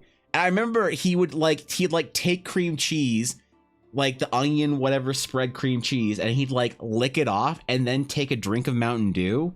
Cause okay, I can't, man. Why can't we have nerds like this again? Why are our nerds so high functioning now? Whatever happened to the Ledoux of the world? Because without the Ledoux, we wouldn't have D&D. All right, what's up, sweetie? Good to see you. Harley, good to see you. It was mountain cheese. Oh, stop. God, but and you know how big those things are that I'm saying, right? The fucking cream cheese, like the Philadelphia ones. They're big tubs, all right? What character you draw? We're drawing Ella's Astral Knight. So this is gonna be her character in the upcoming campaign. Oh, I should do. Hold on, I should do the. Hold up, I should make a new window for this. Please tell me there was a fedora involved. They both wore fedoras. So one of them wore a fedora. Okay, so I remember this. One of them was okay. So it was, dude. They were the dynamic of. They both wore trench coats. Okay, they both wore trench coats.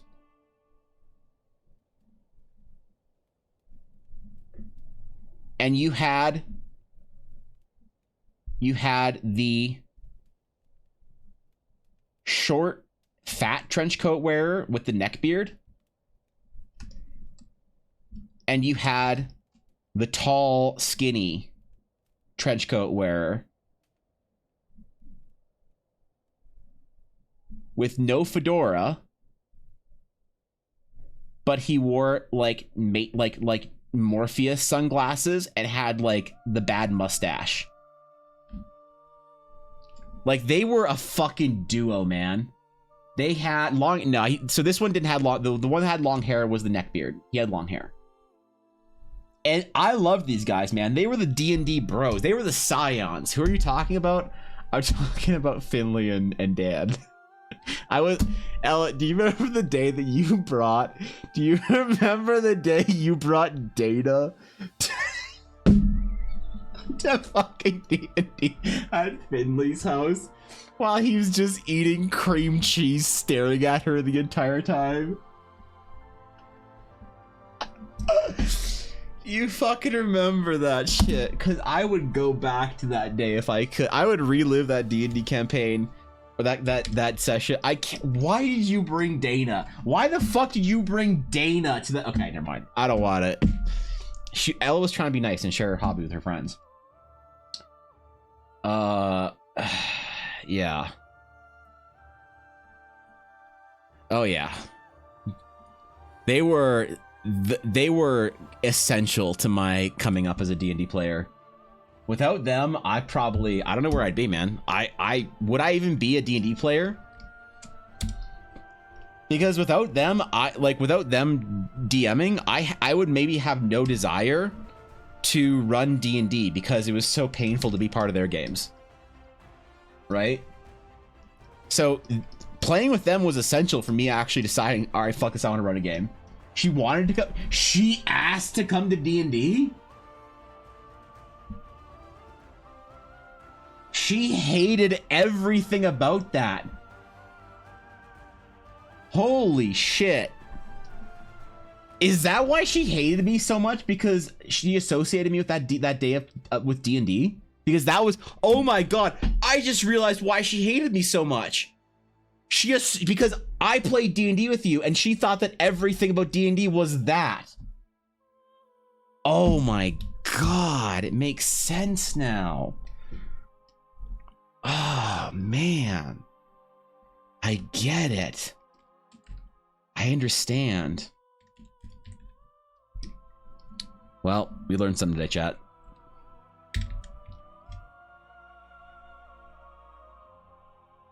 We've learned that everyone needs a Sensei Ledoux in their life.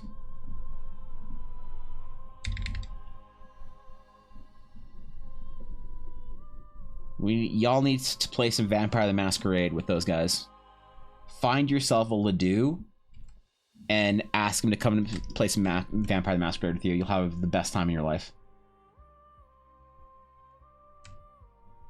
I will say though that their fedora wearing was before fedora wearing became a meme. Like, they were part of the reason why fedora wearing was a meme, because they were part of that, like, first gen fedora wearers.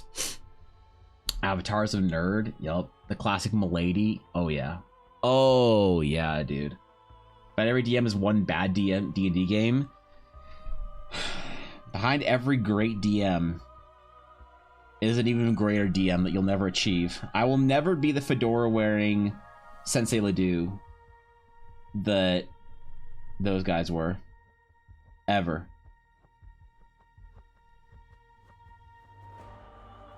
I will never be able to eat that much cream cheese while playing D&D.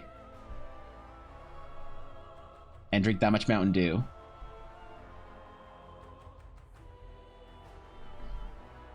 Maybe I should try it. Maybe that's where they get their power from. What?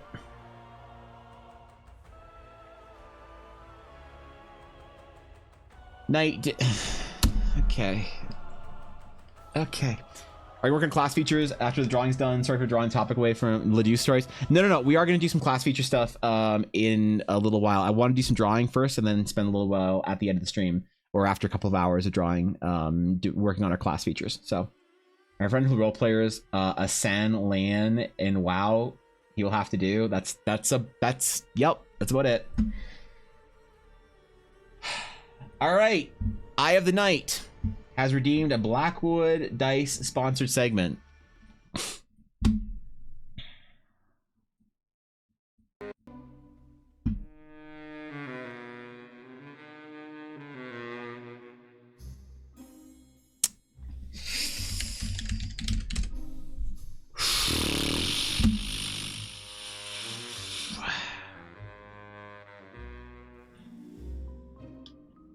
For 25,000 channel points.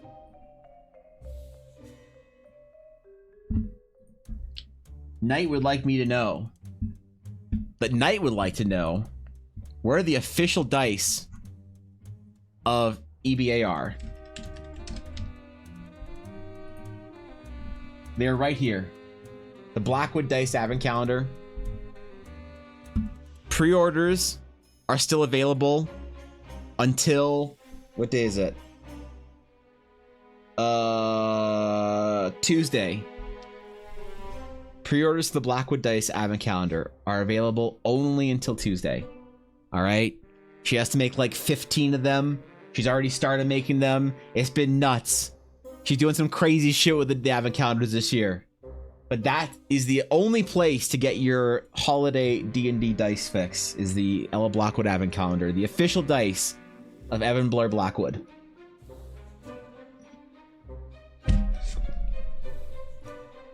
Was that worth 25,000 channel points?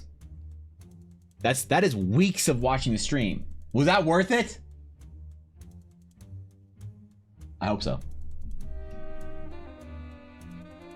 Blackwood Dice. I'll do that one later. It's once a stream. What do you mean? You can just do multiples. There's rules around this. God damn, that's what you're doing with channel points. All right. Went to special education school. All the nerdy autistic boys in my class, because I was the singular female, were like that. Oh, nice. That's why you're a master dungeon master then. You grew up. You were forged by the Ledouxs. You were built by the Ledouxs. I can dig it.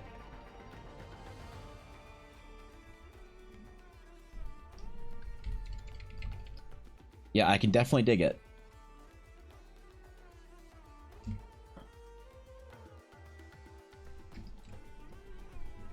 I unfortunately did not get a lot of Ledouxing in my education, but I was in the gifted class. So I had probably a higher count or like a higher percentage of Ledouxs than the average high school student. But it still probably pales in comparison to your experience, Sienna, so I'm very jealous.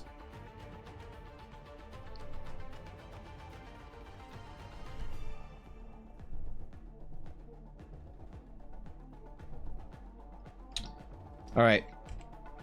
All right. What kind of jewelry does an Astral Knight wear? We have our main sort of sage pendant, but the other imagery from the actually, let's just stick with the worlds for now, like the gems representing the different realms of Eldara. I want to kind of show off the runes because the runes I feel like are going to be an important component to the combat of the character. I want to show off the runes in kind of a visual way with the design at some point. We got to figure out where we're going to show off her tattoos.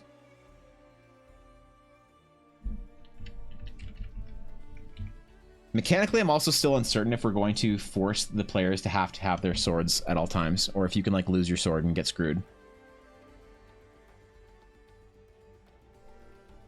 Because last time we were doing mechanics, we were arguing about whether or not that was a good idea or not.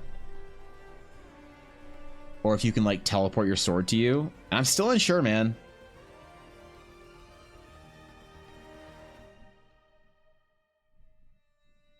I never like figured out what we should do about that. Maybe we'll start with the runes and then figure out the sword later.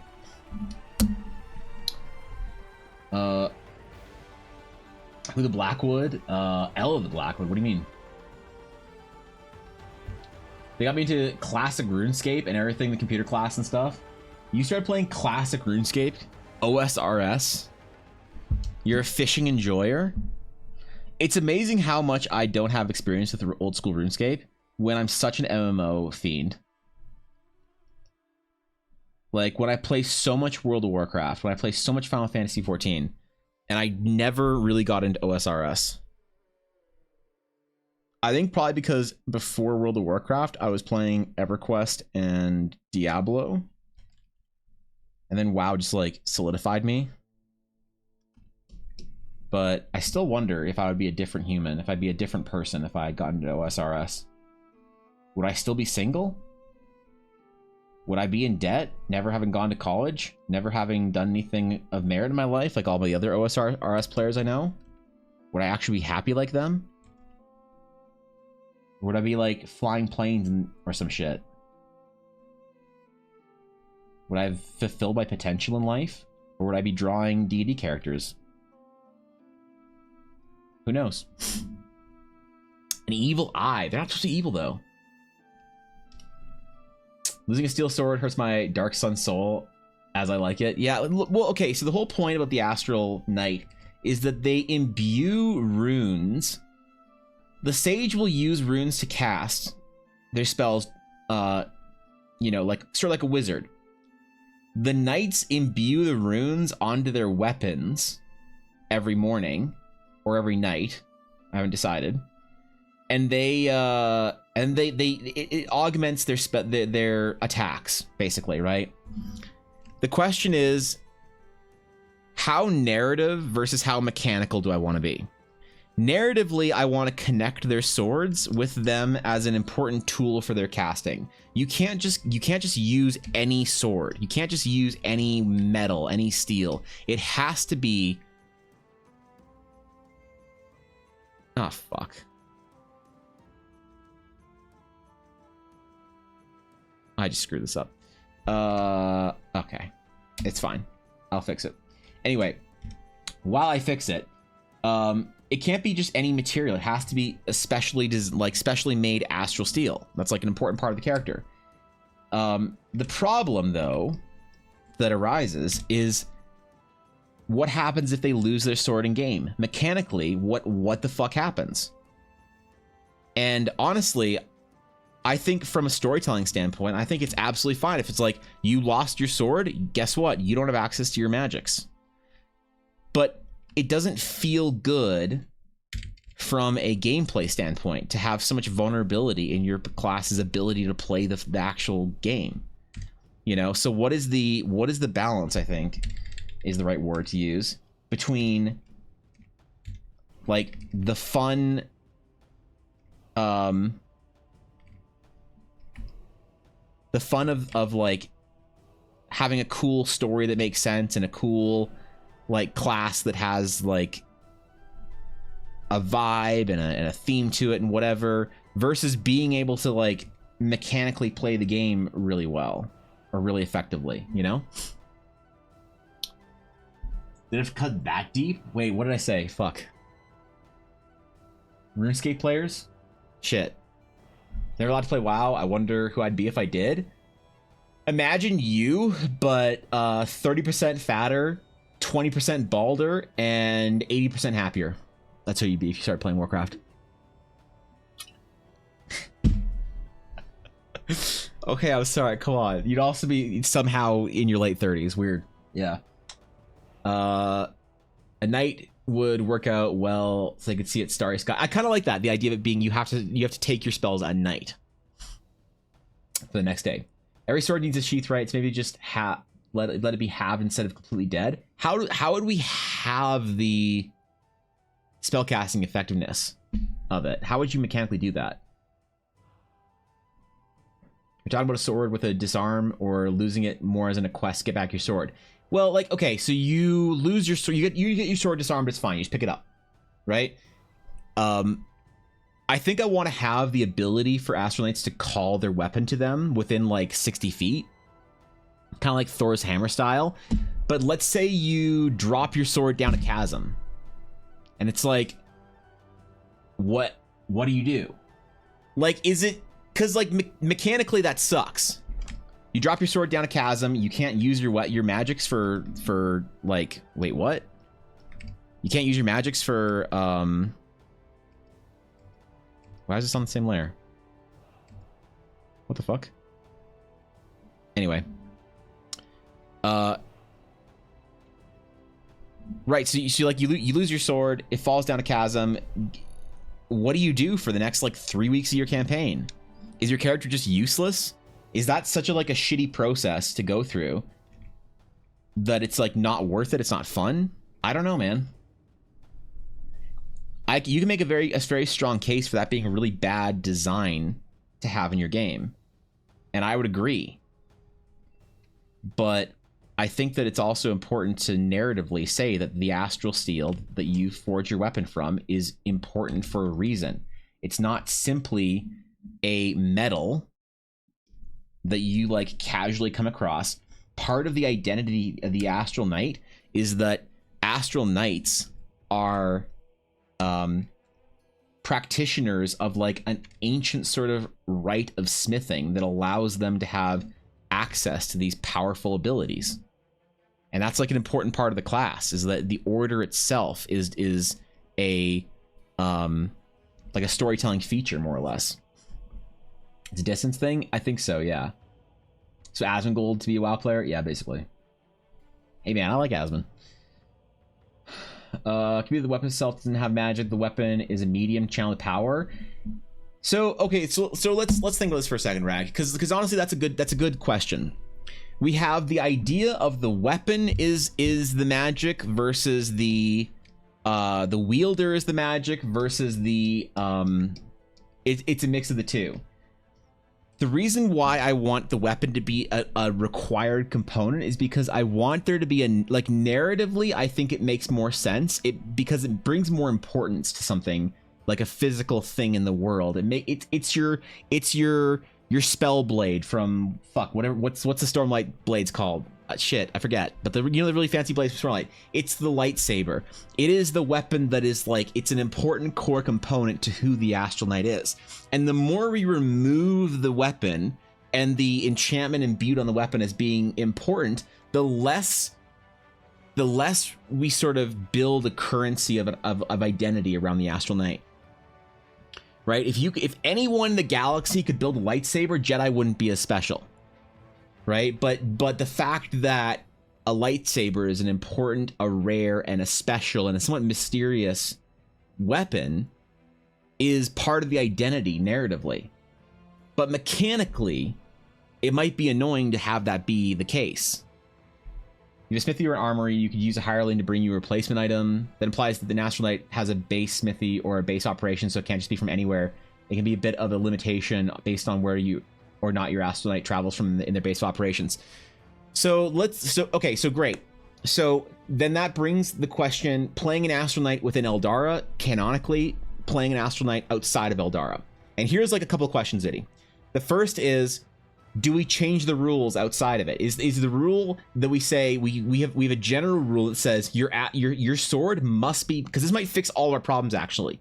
We say your sword must be forged by somebody who is gifted in forging astral steel. And so if you're playing this in your homebrew game or whatever, and you're like, I need to find a new smith to build my sword. Hey, DM, I come to this large town. Where can I ask around to see if there's an astral steel smith in town? The DM's like, sure. And then they might make it a little hard for you to come by or whatever. It's like a little like, oh, you need to like go to this like, you know, town that's a day of travel away. And you're like, okay, cool. It's a little quest to get back your sword, to get a new sword made for you. Within Eldara, there is one place that you can get your sword. One smith. If you're an Astral Knight, you come from this order, this organization. This is where your smith is. This is where the forge is. This is the only place in the world. And I'm okay putting that limitation on my world. But if I just am general enough that says you must have a smith that is gifted in or like capable in astral steel forging, then that removes the problem, I think, in a lot of ways, so that you can say you can get it wherever you want in your game, and I can put as much, you can put as much or little restriction on getting back your sword as you want mechanically. That might actually solve it in some ways. Losing Repping nerfing your character is definitely a 3.5 or older style of game that I know people won't like. Yeah, which is what I'm worried about, Nick. I only played WoW for a bit, and before I got sucked in, I stepped out. That was 2 years ago. Uh-oh. It's fun right now, Sienna. You'd have a blast. How easy would it be to make a new sword? Maybe you'd have to have experience to fast forward the process if you get the medal. And I think that maybe something is we allow different DMs to handle that however they want, so that you as a player can handle that in a very complicated way, or you can handle it in a very easy way. If you don't want to deal with getting a new sword back, you're like, I don't want, like, fine, snap your fingers, get a new sword. Like, who cares? New town. In the narrative of Eldara, the sword is a very important piece of the Astral Knight, and I'm fine with that. I am fine if you lose your sword as an Astral Knight. You need to go through a process to get it back. You need to like send a message to your order, and they have to like, you know, courier you an astral steel blade in a week or whatever. So you have to narratively sit around the town for like, you know, a couple weeks or whatever, and that's fine with me. I don't mind that. Back when I made a class that was based around having specific equipment, people I talked to about it had one concern. That was, what if their equipment was MIA or they were useless? Exactly. So a lot of the solutions to that is you can summon your blade. And so what if this, all right, hold on. What if, here's a compromise. I list within the class, I don't know any other class that has done this. So if you guys can think of an example, please let me know. I list narratively how this is supposed to work, but I can say, if you don't want to play with this rule set, with this like Astral Steel uniqueness rule set, you can give Astral Knight players the ability to summon their weapon like an Eldritch Knight.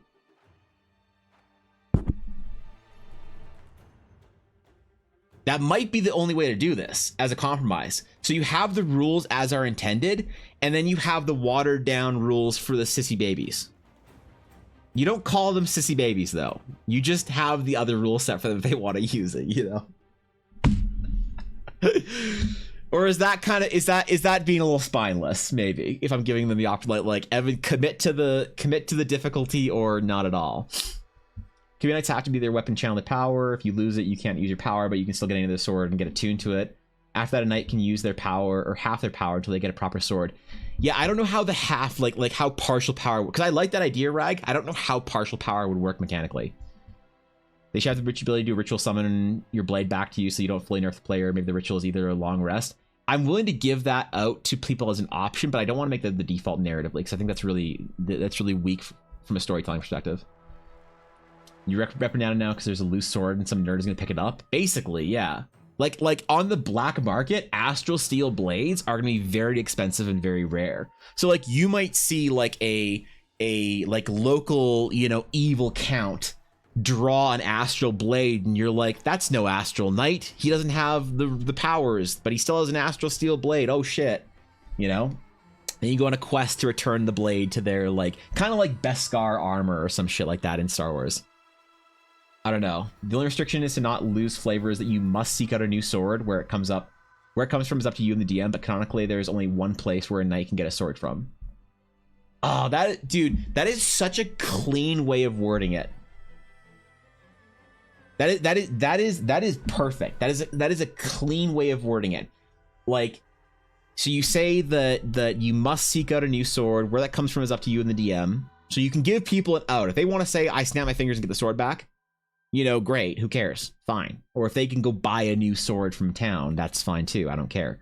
I'm willing to let people be useless for the rest of the dungeon, if that makes sense.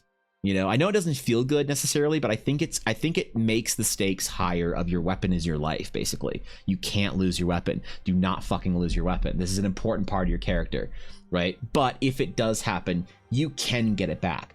If this character, if Charlotte loses her weapon, she's fucked. Unless she goes to, like, on the pilgrimage to go get it back. And I'm okay with that, because part of it is a little bit of like I am confident enough in my ability as a DM to make that adventure fun as fuck.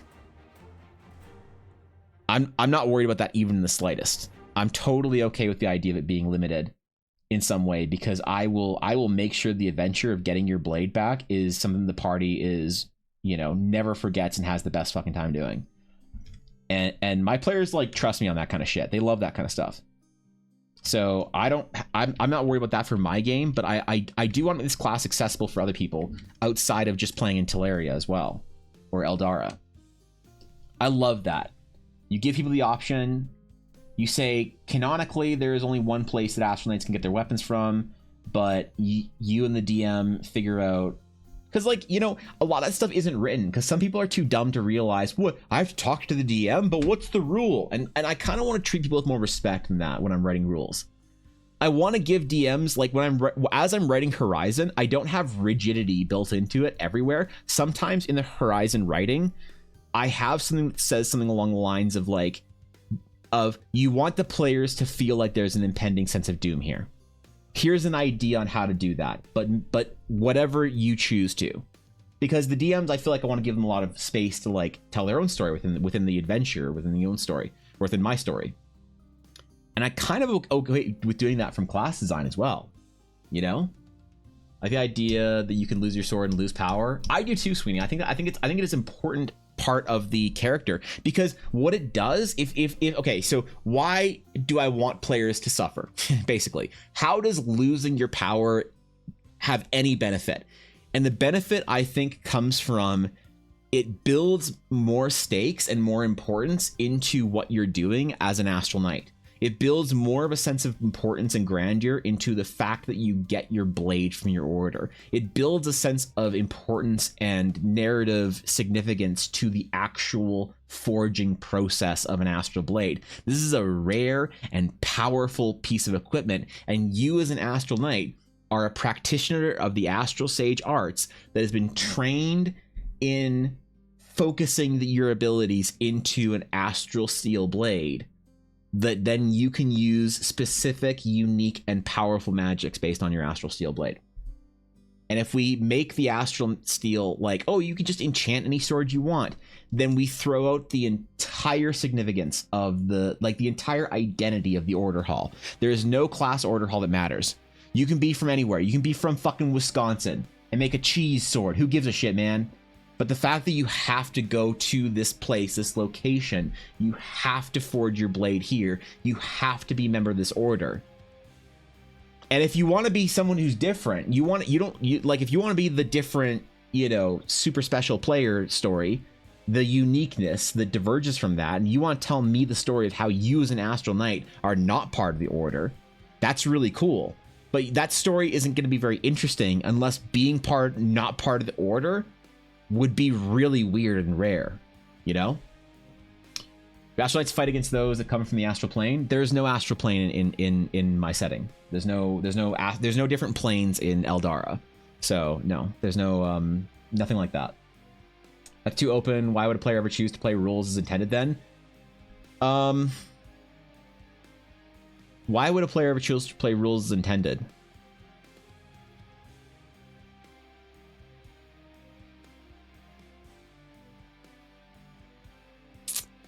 The way I see it is that I think that some players choose to play the game as intended because they like being a sort of a canonical part of the story. But the rules as intended are to build currency, and if a player wants to utilize the currency without having to play, like if they want to selfishly play using the currency but also not contributing to it, then that's a very common experience. So I kind of don't expect them to play almost rules as written, right? Because it still builds the rules as written serves as a place to build currency for the identity, but they themselves then can take that currency. So it's almost like a fake, like a facade in some ways. A lot of players won't, but some will, and I'm kind of okay with that. You know, I don't know. Maybe that's an irresponsible way of designing it, but. Then again, should I be designing something really responsibly? Like here's an actual other question. Should I give a shit about playing this outside of Eldar and outside Teleria? Is it weird for me to say these are our classes based in my setting? They fit best in my setting. That's why I made them, is because they're classes that feel really good and connected to my setting. And if you want to play them outside of my setting, here you go. Here's a class. If you think it's fun, go for it. But if you want to play it in my setting, it's intended to be played in my setting. And it's like, should you have the hubris to write something that is setting specific? I don't know. That's a question I think that's important too. You put the limitation on the summoning as a function of distance and how often you can summon it. No, I'd want it to be either simple or like a simple cop out. You can do it if you want to, or not at all. I think I need to do one or the other. You know, from storytelling standpoint as well. You don't ever feel strong if you never felt weak. That's why we have flashbacks. That's completely valid.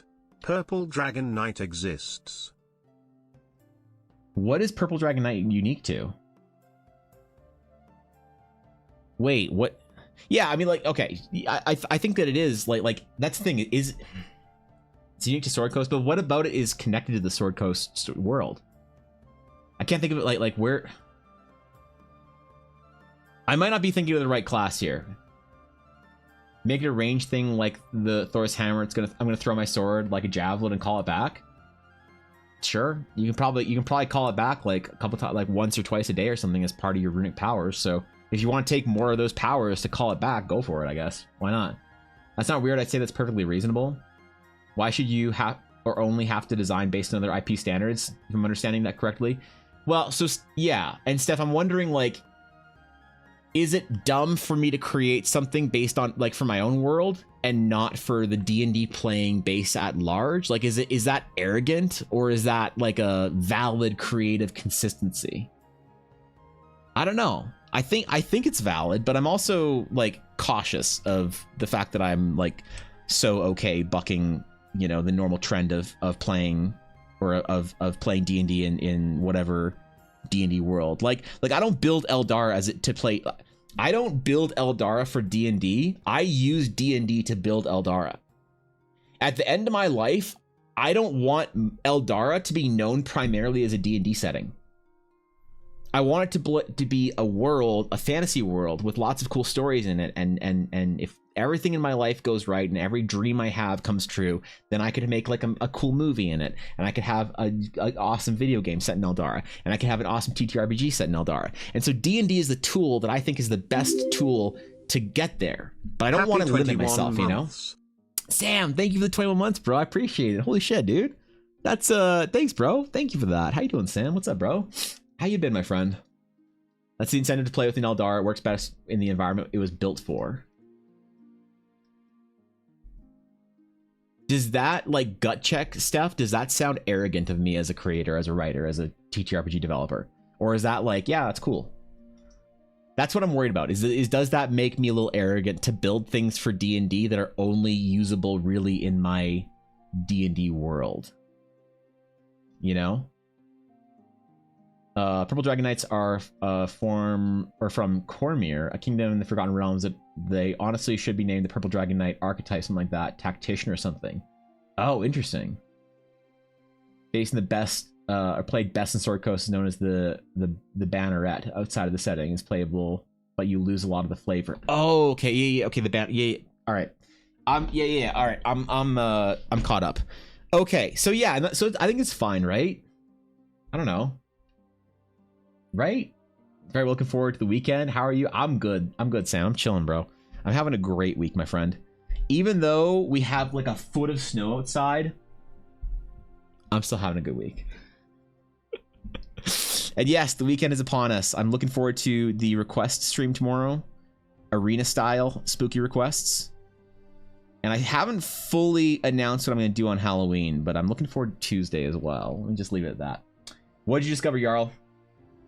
Is session prep actually supposed to be enjoyable? Have I been doing it wrong this entire time? Yes, what do you mean? If you don't enjoy session prep, I think you should play less often. That's my general fix to session prep. Session prep, everybody enjoys session prep when there's not a lot of pressure. But when you have a lot of pressure of like, oh shit, I gotta get all this done and that done and whatever because we're playing this week, I found session prep way more fun when I wasn't playing imminently constantly. So I don't know if it's something you want to try or not. Foot of snow, I wish you could send some of that. Dude, I don't know, man, because the foot of snow also comes with cold temperatures. It is like minus 12 out right now, I think. I need you to promise. What, Ella? You won't be upset. I won't be upset. I'm gonna be upset. No, don't be upset. You can't come in here with your hands behind your back and say I'm not. Don't be upset. Okay, just hear me out. Okay, I'll hear you. All right, 1 second. Okay, what the fuck is this shit? Yes. We're gonna start with the worst. We're gonna start. Don't be upset, Evan. What? Yuna doesn't need more Christmas sweaters. Why do you think she needs? It's not even Halloween. I understand what you're saying. Okay. Oh no. All right, you got her Disney Christmas sweater. Okay. Is this officially licensed? Yes. You got her a Baby Yoda Christmas sweater. Are you ready for the best? What's up, Xander? Thank you for the 32 months, bro. Xander, hello. What's up, dude? All right, that's pretty good. The best. I'm ready for the best. Dog is a present. Why does she need a Christmas collar? She has a Halloween collar. Why do you get things for our dog? She doesn't need any of this shit. She doesn't need Christmas sweaters. I can't, man. Okay. I can't. Okay. Did you show them the bow? Yes. The bow. Present. I don't care if it's a present. Collar. No, I didn't look what's on the collar. Yeah, it's Christmas shit. It's not even Halloween. Why are you buying our dog? Okay. Outside. Evan, outside disagrees with you, sir. Yes, I know. Outside is very Christmassy. All right, I love you too. Is this what not mad looks like? She's a gift to Christmas miracle. Stop, Xander. Stop encouraging her. I just switched from using Foundry and I actually enjoyed making a session. You don't like Foundry? I've been enjoying it more since I switched to Foundry. Throws collars, sweaters. Come on, dude. What? Why does Ella need to buy Yuna dumb shit? I don't understand this. Oh, switch to Foundry. Oh, I see what you're saying. Yeah. Okay. Yeah. All right. I think Foundry's great. Foundry's fucking dope. You know, I was using Tailspire. I've never tried Tailspire, but I hear it's cool. But Foundry's so dope. You know, I'm enjoying building sessions and campaign planning heavily with Foundry. You know, it's way more fun than like Roll20 or whatever. We need to show off the new stuff. Yuna's at daycare right now, so that's probably. I think Ella probably got that on the way at the pet store on the way home. But Yuna is currently at her weekly daycare. She goes to daycare on Thursdays or Fridays almost every single week because it helps her burn energy, and she has the best fucking time there. It's not because Ella and I like need her to be at daycare. We started taking her to daycare to socialize her, and she comes home so exhausted from just playing the entire day that we were like, we should just keep doing this. She's having fun. She has friends at daycare now too, apparently. The like people who work there say that she has like that she's like the leader of her little like group or whatever of like 3 or 4 dogs. So that's why it's super pretty, just a headache sometimes. Yeah, I've heard mixed reviews, but generally good stuff about Tailspire. Coupled with Dungeon Alchemist for creating maps, you get some really nice results. I've been wanting to paint, like, hand paint more maps recently, but I feel like I should just design some more assets and make tiles instead. If I made a tile map set, would anyone use it? Is there a reason to build this? Because I'll do it, man. Actually, one sec. Give me 1 sec, real quick. I think I have some tiles that I want to make my maps based off of. 1 sec.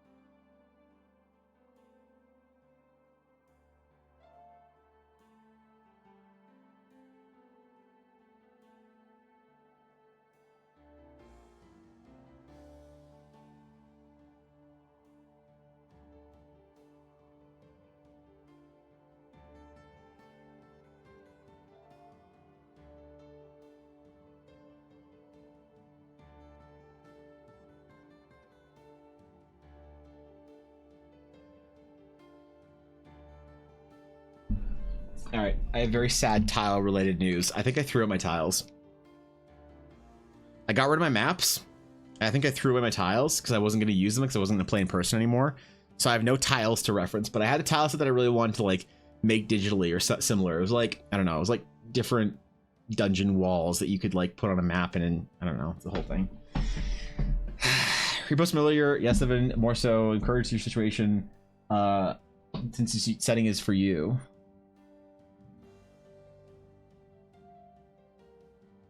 Yeah, all right. I see where you're coming from. We are coming with Baby Yoda water. No, stop. We'll encourage you making more maps, more for my collection. No. I mean game maps. I don't mean like maps. I mean game maps. Like you can play and put minis on and like attack people and shit. I don't know. What do you do with your game maps? Actual Dungeons and Dragons playing assets. Not just talking about it all day. Me actually making something that's useful to people's D&D games. When was the last time I actually made something useful to people's D&D games? When was the last time I actually enhanced, enriched, or increased the fun that anyone had playing their own D&D games? It's been a while, right? I'm gaslighting all my players in a one-shot. I've had them all make kobolds and individually instruct them to make kobolds that are secretly goblins in disguise. Each player thinks they are the only goblin. That's brilliant. That's amazing. I love that shit. I did a similar thing with my players once where I told them I went to each of them. I'm like, hey, do you want to help me like tell the story here? Like, do you want to be like do you want to make a character that's like important to the plot? And the players are like, oh shit, yeah, I'm down. What are we doing? I'm like, all right.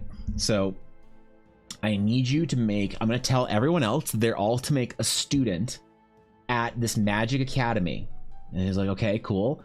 But I want you to be an assassin.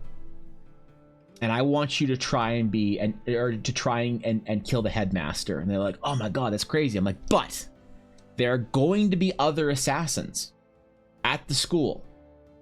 All right. And your order has to assassinate the headmaster. And you have to place a certain colored feather from your assassin, whatever house or like guild or whatever, on the headmaster has to be found dead with this feather on their forehead, okay? Or else your order is good. I mean, I made some big story about how their order is going to be like, you know, attacked by like a warlord or something like that. I was like, oh my god, so I got to save my like my noble house and do all this stuff and assassinate the evil headmaster. And I told that to everyone, and so they were all playing the game, being like, huh, these idiots are just magic school students. I am the assassin. Oh god, they ended up fighting and killing each other. Actually, that was kind of funny. Star Wars is actually good, is overrated? Star Wars is wonderful. It is amazing. Star Wars is underrated, I would say. In what context? We're talking about Star Wars as storytelling. I think Star Wars is super underrated as a storytelling, world building, whatever. I'm a deep Lucas enjoyer. I think George Lucas had cracked the code basically for how to create a story that lasts through generations. Anthropologically, Star Wars is really, really good. But who cares about that kind of shit? It's nerd stuff. What's up, Witch? Good to see you. Is this a commission you're working on? So this is indeed a commission, but the client refuses to pay me. So the client's also my wife. I'm drawing her character for the next campaign, but I mean, I'm treating it like a commission. But I really should have done a commission for somebody that would actually pay me for this. So I kind of fucked up at this point. It's really my fault, I think. Found a module in Foundry that makes it so you can choose language that text is written in, and only the characters that know the language can read it. Otherwise, it's gibberish. That is sick. That's amazing. That's gaslighting. You gaslight your players to death, plus 10 respect. Okay, you know what's so amazing, Vinny? They all decided to try and kill the headmaster. This is a lot of work because I was sending them secret messages constantly on Discord or whatever it was.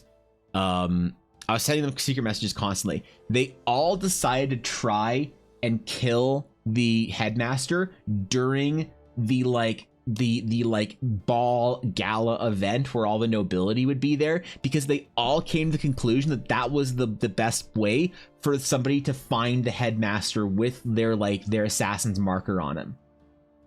So they all tried to, they all got into the headmaster's chambers at the same time. They all arrived basically the same place to wait for the headmaster to go to his chambers to get something or to do whatever, and they all had to fight and kill each other. They all thought they were assassinating the other students. And so they just had this big assassination brawl. 3 of them died, and then 2 of them agreed to team up, and they killed the headmaster, and they won the game. That's kind of funny. Polygon, I think, is the add-on.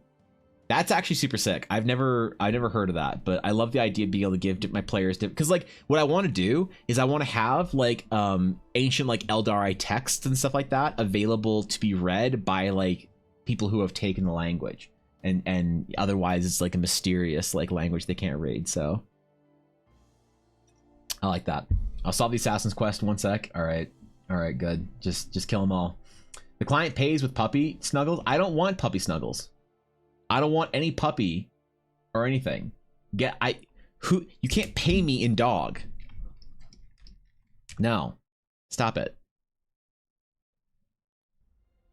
Just admit Ella's a deadbeat client that doesn't pay her artists, and we move on. It's fine.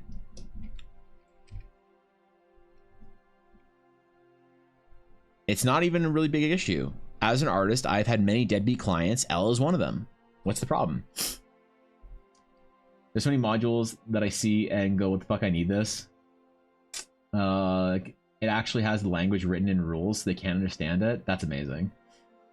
I agree with you, Ella's perfection can do no wrong. Stop. You know that's not what I said. I'm being twisted. What's up, Schmeckles? I'm being twisted. I don't like this. I feel a revolt coming.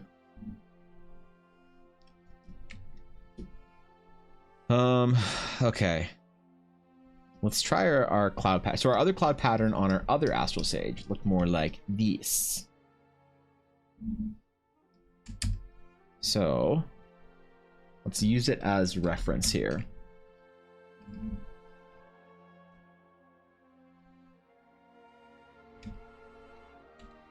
So let's just cut our opacity down on this so we can kind of redesign it really and redraw it, but less shitty. That's an important part of this process. Twitch? Wait, what? What's up, Soja?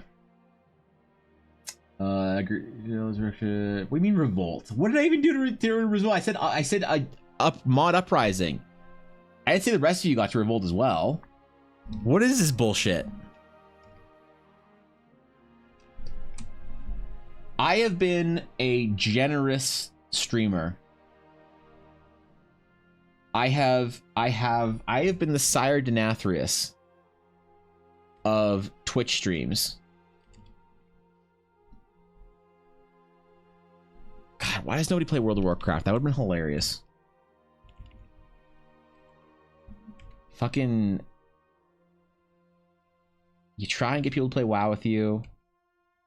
But everybody's too busy playing Apex and weeb games.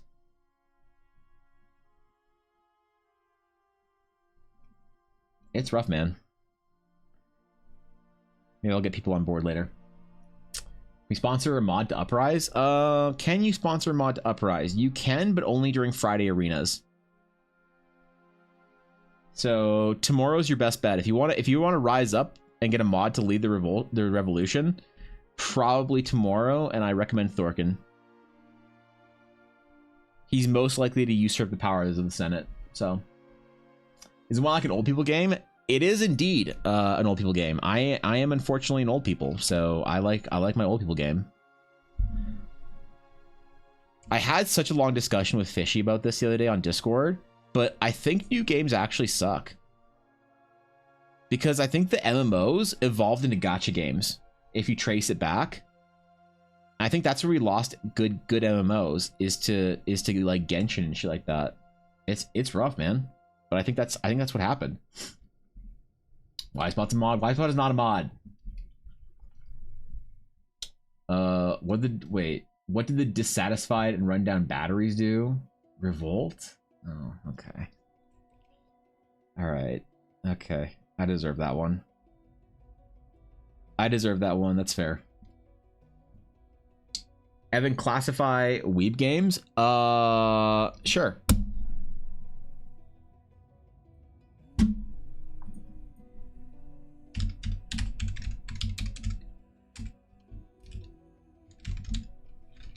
Sure.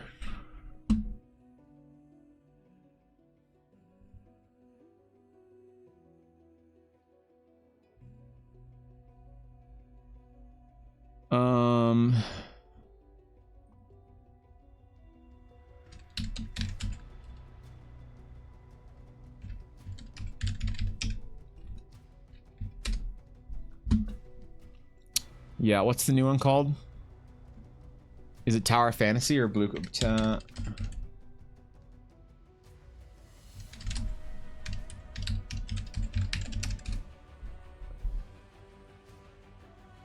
Yeah, what's the new one called?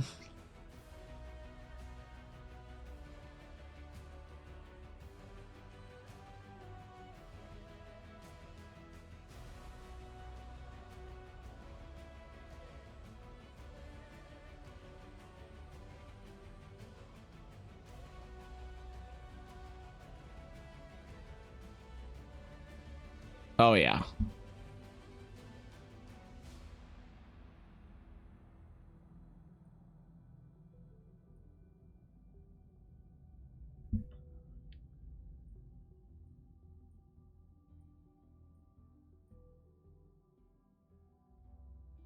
Yeah. Here you go. Here you go. Any game that has within the character creator a jiggle physics button lets you do this.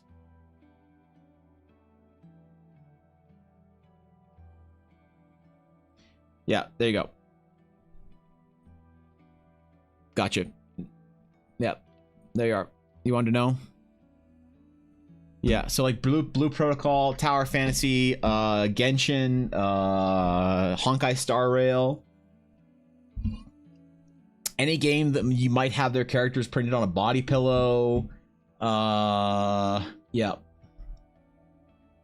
First Friday, you can do the same thing you did last week. Kind of. It's gonna be different though, because it's gonna be our arena style. I can kind of see what you're saying, where it's less about leveling your character and going through the event or grinding, more about gotcha a character of choice. Yeah, so the problem is that all the MMO players, Soja, went to games that have like really like they're efficient progression games. They are the most efficient progression games designed because they are designed to give you the biggest satisfaction of progression in a video game, like an MMO style video game where you're building a character up or an account up as fast as possible and as junky as possible. So if EverQuest and World of Warcraft are like finely made desserts and like finely baked pastries, Genshin and all those games are like pixie sticks. It's just the sugar. There's no depth. There's nothing. And that's the problem, is that that's where the MMO games went. That's where all MMO players, they all went to those kind of games. And so there's no money in making like old school MMOs anymore, unless they really go for the like boomer audience, and then you get like New World. It's all about waifu hunting. It's not about the actual progression in the game. It's just as fast and dirty as possible, which is fine if that's the kind of game you like, but like it's just sad to somebody who likes the old ways that there's just like no market for it anymore because people are so saturated in those kind of games. Could also be the dispersion of games. I know there were other games from like that when I was younger, but they were so contained to the overseas servers they came from that you had to buy Japanese emails to set the game up. Yeah, that's old school shit. That's like Phantasy Star shit. Where I set my ideas tomorrow. Yeah, tomorrow will be the arena officially. Arena's not for the faint of heart. In the arena, there are good and bad ideas, and chat will decide on which one is good and which one is bad. You can lose in the arena. You can win a roll and still not get your item done. However, anyone who gets their items done tomorrow, anyone who like wins the arena, will have an option to have a physical print made for them if they would like and mailed to them. So there are going to be extra stakes tomorrow. I'm making physical item card prints for everybody who wins and mailing them, so long as that is what the person wants. But yeah, I don't know, man. I just miss old MMOs. I just miss those experiences. I don't think they'll ever come back, and there's not much point in whining about it or complaining or like wishing for the old ways and the old styles of games. People are way too down bad and way too, obsessed with the waifu hunting that it's just not coming back. And hey, as long as people are having fun, they're, going for it, enjoying their MMOs, like, I guess go for it, man. Like, whatever makes you happy. If you want to spend all your money on gacha games and shit and buy, imaginary waifus, like, who's to tell you that you can't do that? That brings you some joy. Go for it, man. Big boy event? Yep. Waifu hunting, where the waifu's at? Yep. That's Blaze. Oh god.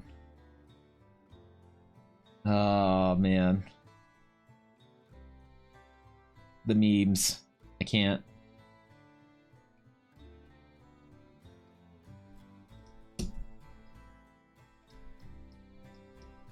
It's tough to watch the things that you love be like kind of like faded into like the irrelevant niche that they occupy now, but I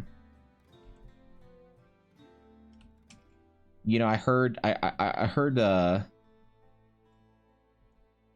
the games are like starting to kind of like, the gamers are starting to revolt. They're starting to want more out of their games. That they're tolerating the gacha a little bit less and less, the pay to win a little bit less and less. So who knows? Maybe games will change in the next couple of years. Maybe it'll get worse. Maybe it'll get better.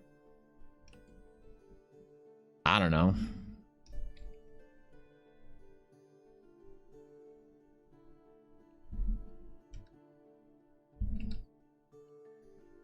And like, I got jokes, but like, I don't want to overtly make anyone trying to feel bad for playing like any of those like degenerate games, because it's like at the end of the day, whatever you want to do to relax at the end of your day, however you want to spend your hard-earned money, it's your fucking choice, and you shouldn't let anybody talk shit. But it is still like recognizably bad for the games industry for games to have gone this way. So you kind of need to have like an opinion somewhere in the middle, I guess.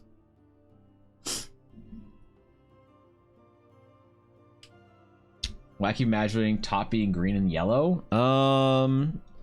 Probably black and silver, honestly. Maybe taste is cyclical. That's interesting. Yeah, maybe. I don't know. I think a lot of it is like the problem with a lot of industries is that a lot of industries go through this like phase where they get optimized. Like, you know how movies and TV kind of suck now? A lot of it is like why does the D&D movie suck? The D&D movie sucks because Marvel movies are popular. That's kind of the reason why. You know, and so they take the format of Marvel movies and they apply it to everything, and movies are just the same shit over and over again now. People are bored about it, and they're like, okay, cool.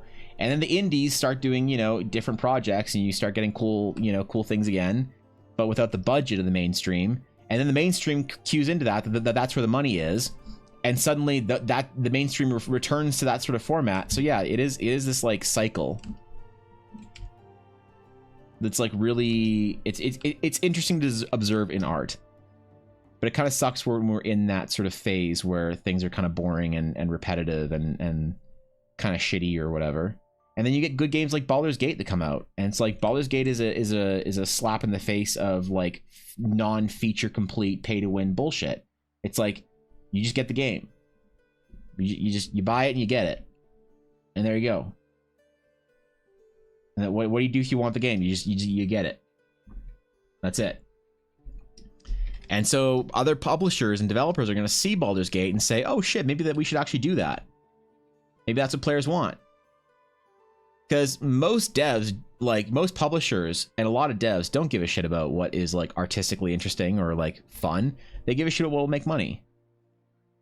And that needs to, like, people need to make it clear what they want, and then they do that by like supporting a game like Baldur's Gate and supporting studios like Larian, and then you get more of it. So yeah, it's optimistic when you look at like that, I guess.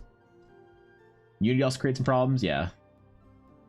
Taste cyclical, does that mean like swirling your tongue in circles? That's exactly what it means. Yes, that's 100%. That's what Sweeney said. I'm glad you figured it out, because I was still struggling with that one. Baldur's Gate is awesome. I hope they make DLC for it.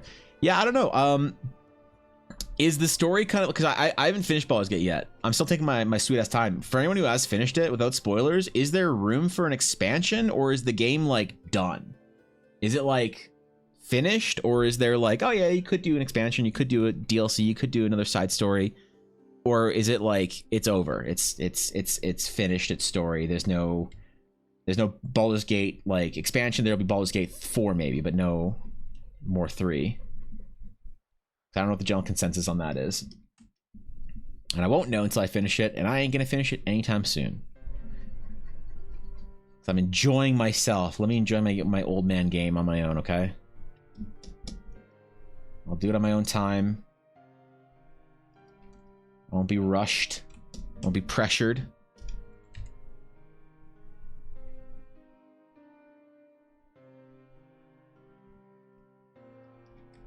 Okay, this is what I wanted. This looks good.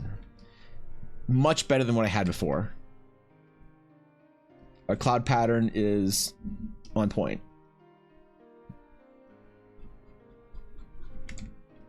Actually, we'll move this back up here.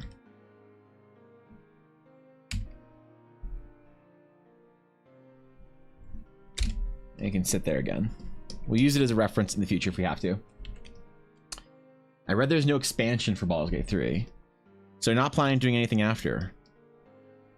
Interesting. interesting. All right, well, cool, man. Like, I don't know. I'm fine with it either way. I just want the studio to do well.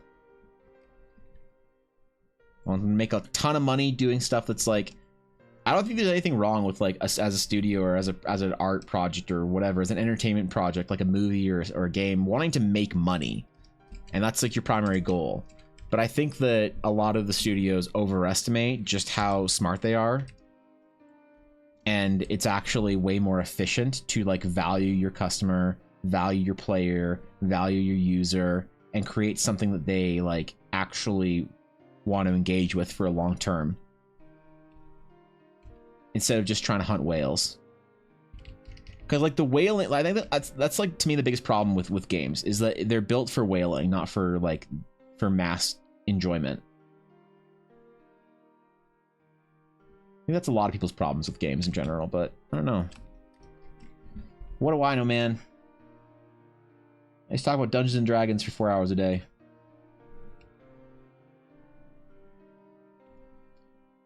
Wonder if Wizards is gonna go whaling with 1D&D.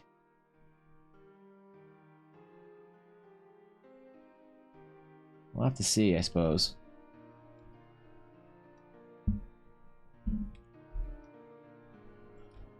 But that's kind of the nice thing about TTRPGs, is that there's always people who can sort of like work outside of that system, who can build what they want and kind of maneuver their projects. What?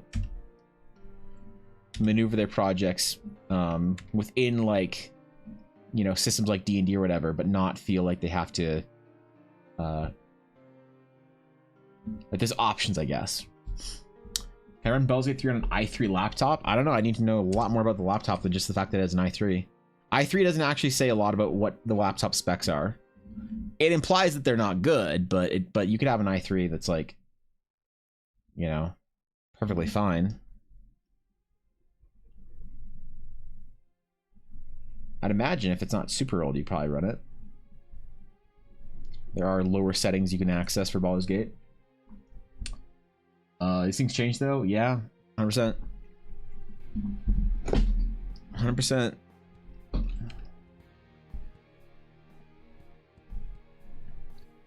I just really want a game that I can get really into right now, you know? I just feel like games aren't really made for me anymore. I want a game that I love, like I loved World of Warcraft in like 2004 to 2012, you know, or maybe 2004 to 2018. When did Legion end? I want a game that feels like that to me again. I don't know if it's possible though, but I try to not be bummed out that like games aren't necessarily as good as they used to be, and try to be just really happy that I was there for it when it was great, and hope that it can be great again. You need to have like some level of optimism for it, you know?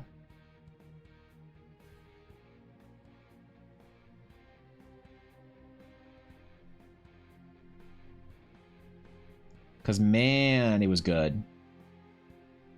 Especially if you were like a Blizzard gamer and you played like Warcraft and all these other games together, Heroes of Storm and StarCraft. It was so good. And like, Warcraft is good now. It's great right now. It's just the whole ecosystem kind of doesn't have a lot of the magic that it used to. What about Final Fantasy 14? Final Fantasy 14 is great. I'm loving it. The problem with Final Fantasy 14 is that as great of a game as it is nowhere near as, like, combat and gameplay is nowhere near as clean, snappy, or fun as it is in World of Warcraft. Final Fantasy 14 feels like a console game, and it's good in spite of it having bad combat. But no MMO has ever felt as good as World of Warcraft for combat. It's not even close. There's no game you can say, oh, what about Rift, or what about Terra, or all these like other different like unique combats? No, nothing has done what World of Warcraft managed to do for combat, nor has anything come close. Final Fantasy 14 is no exception, but the thing that 14 doesn't do well, it makes up with all the stuff that you wished World of Warcraft did well. like a game outside of dungeons, outside of raids. That's what Final Fantasy 14 really has on point, is the rest of the game around it. Like the housing, the community, all of that is so wonderful. And it's so fun to play. But it's hard to sink the same kind of investment in, because like, yeah, you can play 14, do some stuff and have some fun, do the story, whatever. But there's no like long lasting sort of things to keep you chewing on for a long time, unless you really want to engage with those sort of like outside systems. But like World of Warcraft is fantastic for that, but it doesn't have that long lasting, or it doesn't have the other systems that are long lasting. It just has the combat and the dungeon rotation. But how long does that carry an expansion for? How long does that carry a patch for? Not as long as people would like to admit. But I think 14 is great. 14 is a fantastic game. I adore it. It really enchanted me a couple of years ago when I first got into it. I first played it when it first came out and it was awful, and then I didn't touch it for years. And then when I picked it back up after all the changes they made, it was so much fun. I just wish that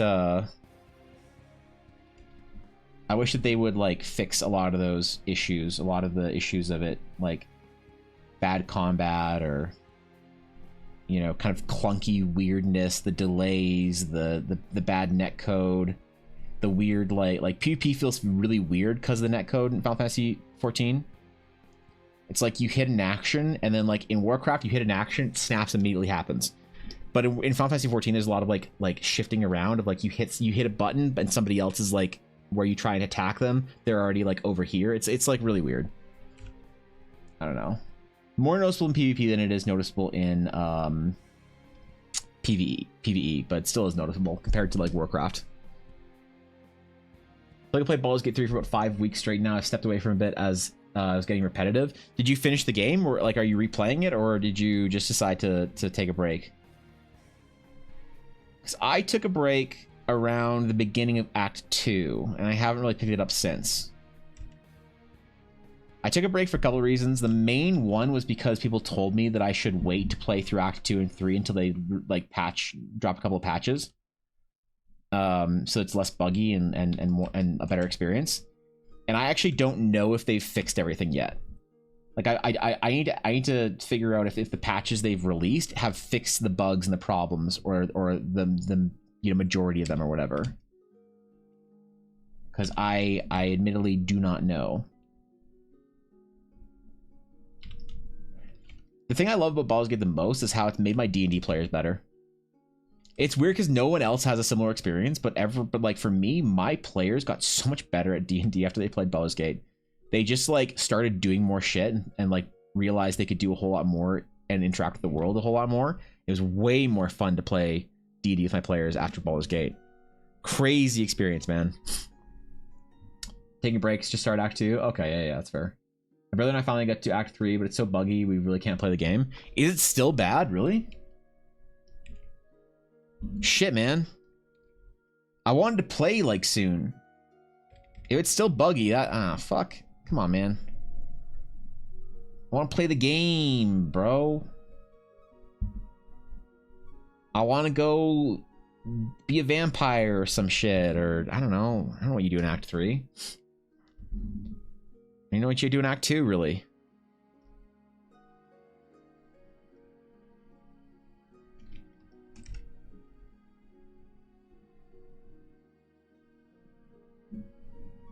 It kind of made me want to go back and play Divinity, honestly, weirdly.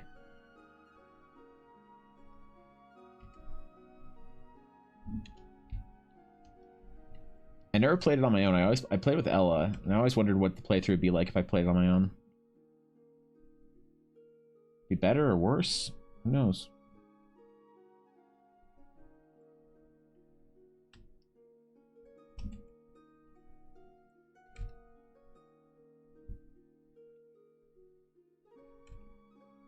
Oh well, maybe I'll just play more Warcraft.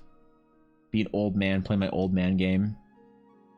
BlizzCon's coming up soon though, so hopefully there's some cool Warcraft news that I care about at BlizzCon. I'm really bummed out. This is the first year I'm not going to be going to BlizzCon in a long time. Because, like, COVID happened, and of course you didn't go to BlizzCon because there was no BlizzCon.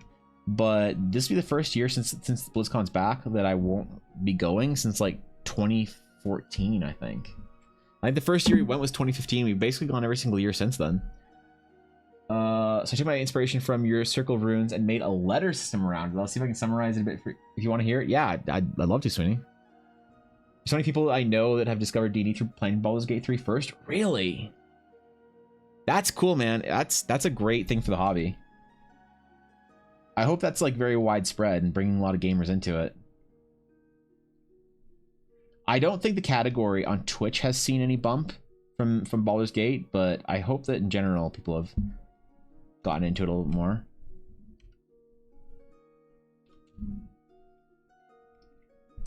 Yeah, that'd be sick.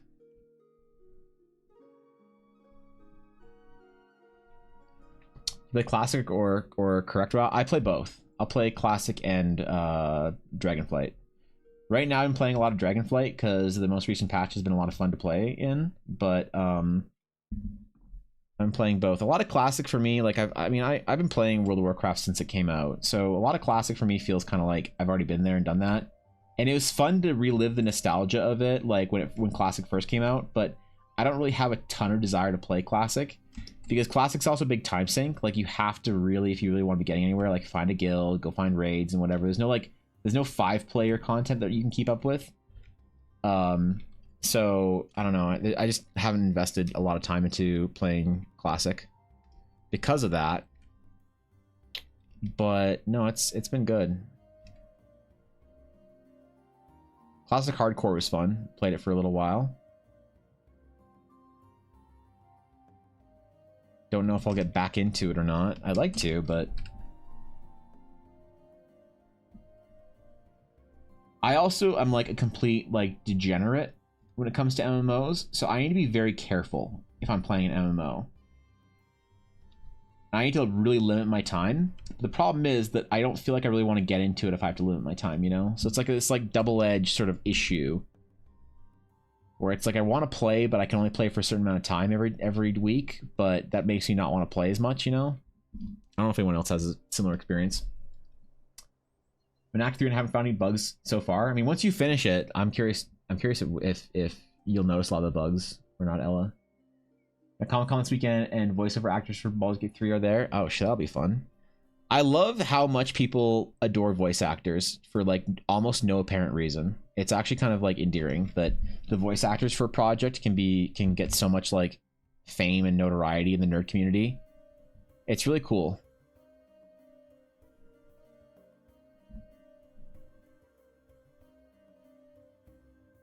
Well, I hope you have fun at the Comic-Con.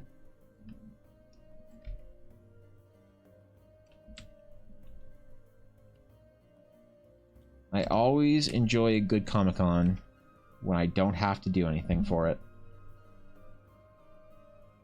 When I don't have to work it at the game store or at the clothing brand my friends had, or with Ella for her dice. Conventions are great, man, when you don't have to do anything for them. They're fantastic. Holy. Now, if you have to do shit for them, oh boy. Oh boy, I'm good. I am super good. I'll skip. Thank you. It's too expensive for autos and photos, which is a little weird. I don't get that, to be honest. Like I've never understood the desire to get an autograph or a photo at a convention. And I want to know, but like no one's ever explained it to me why it's like why they love that shit. But because like I've done it before. You go, you sit in line, you see this person who did a thing that you liked, and instead of being able to talk with them or engage with them or like whatever, they're like, hey, nice to meet you. You shake their hand, hold them by the shoulder, click, thumbs up. Okay, thanks. See you later. And that was $120. And then you can buy the photo for under $60. So you're like $180 to have a photo and 7 seconds with this person. I much prefer talking to like a creator, like a comic book artist or whatever, and being able to go up to their like booth and be like, hey dude, like your stuff is really cool. Can I ask you how you did this, or like why you chose to do this? And like talking to smaller creators that have the ability to like have that interaction. To me, that's where the money's at. And I'd love to get a, you know, you get a photo with whoever, if it's like organic, you know, but I never got the whole like sit in line, pay for a photo, pay for an autograph, pay for whatever. It just, I never understood it, man. And I never had anyone really tell me, like, people who love to do it, if I ask them, like, yo, why do you keep doing this? Why do you spend so much money on autographs? They're like, haha, I don't know, it's fun. And it's like, okay. Like, fair enough, I guess. If haha, it's fun, like who am I to say that it's not? But I've never had anyone convince me that it's, like, worthwhile, you know? I never had anyone, like, explain it to me and sell me on the magic of meeting somebody, being in their presence for 30 seconds, and then I don't know, like, it doesn't matter who really it is. I don't think there's anybody I'd really, like, desperately want a photo with just for the sake of having a photo with, you know? Biggest issue my brother and I are running into Act 3 is extreme input lag of 10 seconds. It gets worse the longer we play. That's weird. Huh. It's a cash grab? Well, I mean, like, it's not necessarily just a cash grab, because it is the price of, like, okay, if you have 100 people willing to do this at $30, charge 40. If you have 100 people willing to do this at $40, charge 50. You have 100 people willing to do $50, charge 60. Okay, you have 90 people willing to do this, so you charge 70, and then you have 80 people willing to do this, and then everybody has a better experience, because, like, you know, I understand why it's expensive, because there's a demand for it, right? But I just don't understand what the value is like, you know, what the value is in being able to in just that one single interaction, then never again, right? You know what we do is Twitch chat, we keep coming back to have 5 seconds of your time. Is that all it is? Oh shit, man, I had no idea. I thought we had conversations. Ah, fuck. You guys just wanted a picture? Ah, damn, I'm sorry, man. I'll give you a picture and autograph. Hey, okay. I was thinking about sending myself, or sending the mods, a picture of myself signed for the mod Christmas gift this year. I was thinking about just sending them autographed pictures of me, but I'm afraid of what Eiley and Bizzo would do with it. Like, I'm afraid that they would like create like some sort of a fucking voodoo shrine out of it. Like Blaze and like Cobalt and like, you know, they'll look at that and be like, haha, whatever, and throw it out. But I kind of don't want, like it'll be a joke. They'll be like, okay, good one, Evan, you know, and then that's it. But I'm afraid that like Busy and Eiley will create I'll be like cursed. That like you'll see a photo of me in Eiley's closet with like nails in the eyes and like blood coming out of the nails and like a fucking summoning circle out of like toenails underneath it or some shit, right? Like I'm just worried about that, you know. And I don't want to send Thorkin a signed picture of me either, because I don't want his mom to be like, what the fuck is this? Some Anglo? Fucking yeah, I don't want to be embarrassed in front of Thorkin's mom. So you leave a full print or DNA on the picture, should be fine. Oh yeah, okay, never mind. Yeah, you're right. I'll have them made, you know. Sounds like her. Gabby with that tabernacle. Yeah, okay, got it. Yeah, got it. That's all I need to do. Yeah, what the tabernacle. So I need to actually make them art this year instead. Unfortunately, it's rough out there having the mods that do so much stuff for you. You gotta actually try for them.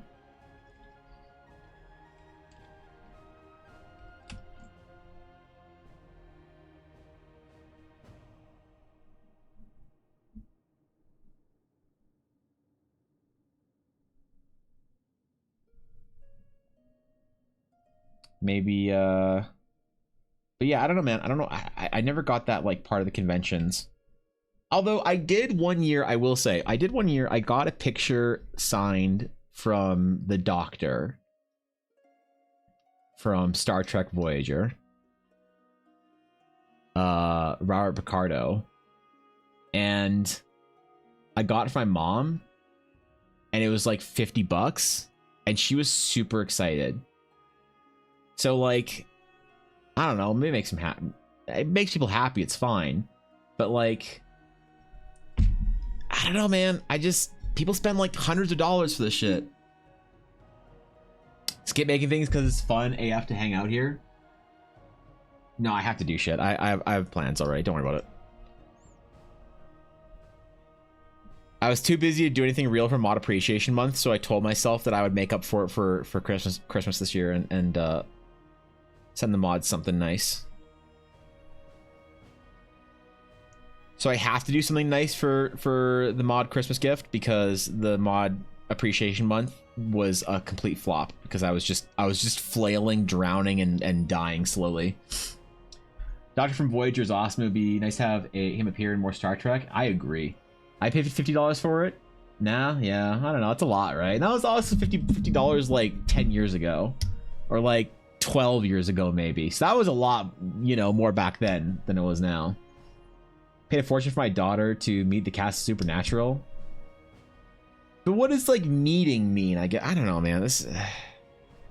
I want to talk to somebody and get to, and like understand what they're doing and get to know them a little bit, and like that to me is really cool. The coolest like meetings that I've ever had of like the people I've been most excited to meet that I've ever like gotten to meet were other artists that are like really well known and really good at what they do, or good developers. Like the first year I went to BlizzCon, my mom paid for her and I to go to the charity benefit dinner, where I got to meet all the like the high-end Blizzard execs like Chris Metzen and Mike Morheim, whatever, and that was great because I actually got to talk to them. It was amazing. I got to like have an actual conversation and talk to them and talk to them about the games and the projects and ask them questions about their like storytelling and like, you know, it was great. It wouldn't be the same if it was just like a handshake and a hello and then see you later. So I don't know, man. When I told you I made a GIF of the thing you told me not to make a GIF of, would that make you mad enough to not do anything for me? Let me see it. Hold on. Yeah, all right, let's see it.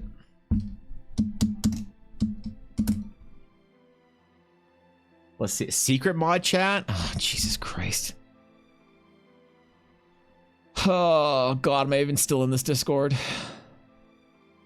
Secret mod chat.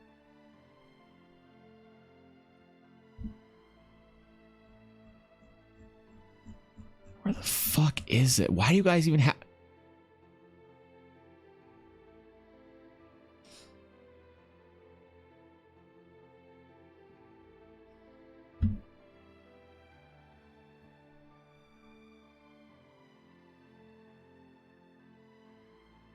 Really?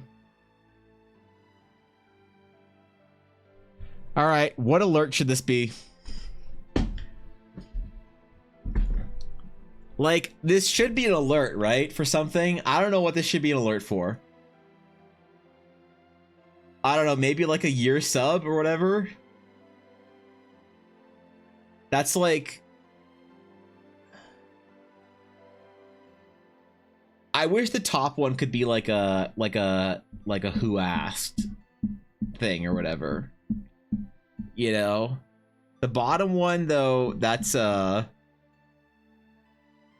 good form though. I look dangerous, bro. What about the Call of the Corruptor? 5 subs? A raid alert? Those are stickers, by the way. I'll send the proper GIF if you want. Sure. Sure. That'd be great. Wow. That's isn't that something? Isn't that fucking something, man? I just okay, dude. That's a strong amount of okay, dude. I don't know, man. That's whew. That's an okay dude and a half. Bot was perfect for Revolt, maybe. Did that make you mad enough? It kind of makes me want to send you more. Like, it kind of makes me want to make you one of one original art, Bizzo, and mail it to you, knowing that it might get lost. Like, what I want to do, if just because I'm so mad, is I want to make you original one of one art, never photograph it, and then mail it to you. And so if it gets to you, you can photograph it and add it to the archive on the internet. And if it doesn't, it gets lost in the mail, then I guess it'll see the light of day. You know? What I can do is I can take a Polaroid picture of Yuna and send it to you. And then if Yuna gets lost, then I guess no one will ever have that picture of her. There'll be a picture of Yuna that you'll never get, ever. Damn, bro.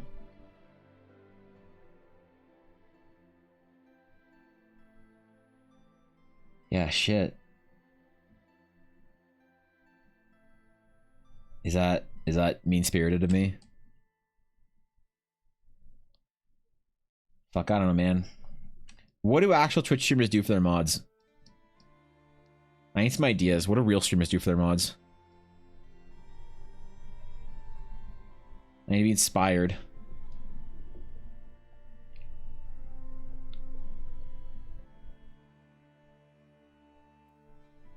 Maybe I'll get some good ideas then. Way too much effort into way too many memes if you do that. Yeah, right. Cycle of you punishing each other by sending more art and making more memes. It's pretty unhealthy, but you're not wrong. At least it's reliable, I guess. You know? So long as we know where we stand, I guess.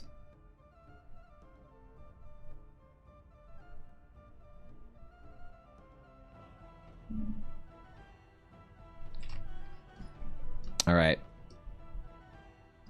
Maybe,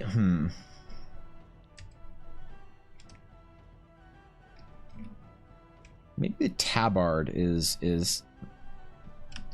something we can do a little bit of Astral Knight design on uniquely that's not Sage related.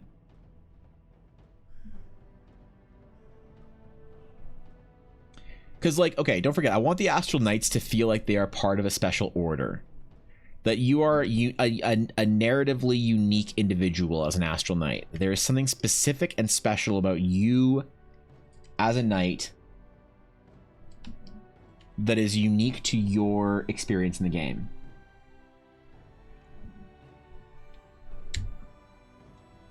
There's a story that you can unlock, I guess, in some ways.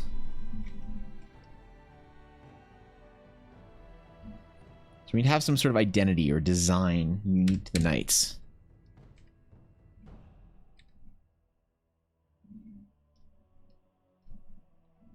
I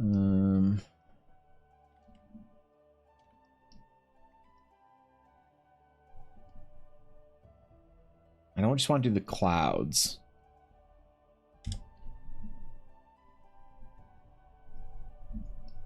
I don't want like people to feel like they're hamstrung. Like I don't know how to do this really as a class. I don't want people to feel hamstrung by not playing an Astral Knight, but I want people, or an Astral Sage, but I want people who do engage with the classes to feel like they're getting a very satisfying, like lore heavy experience within the world. That's not just like a class fantasy story, that it's a world fantasy story that they're engaging with. And that's so hard because all the examples of how to do that, other than like what Vinny brought up with like Purple Dragon Knight, I think they all are like games and stories outside of D&D. They don't really do that in D&D and have you know, engage with a storyline like based on mechanics of a class. It's like, I don't know. Star Wars has Jedi and Sith. I don't know what Game of Thrones has, actually. I don't know if there's anything unique to Game of Thrones that really is like a unique mechanical like archetype you're designing a game. That'd be like super unique to the setting.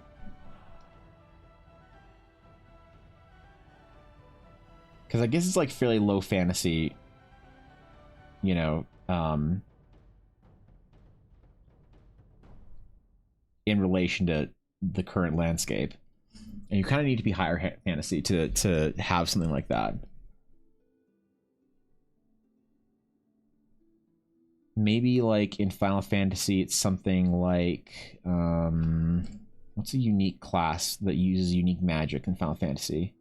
I don't think we have anything actually. I don't know if Final Fantasy is a good example for this.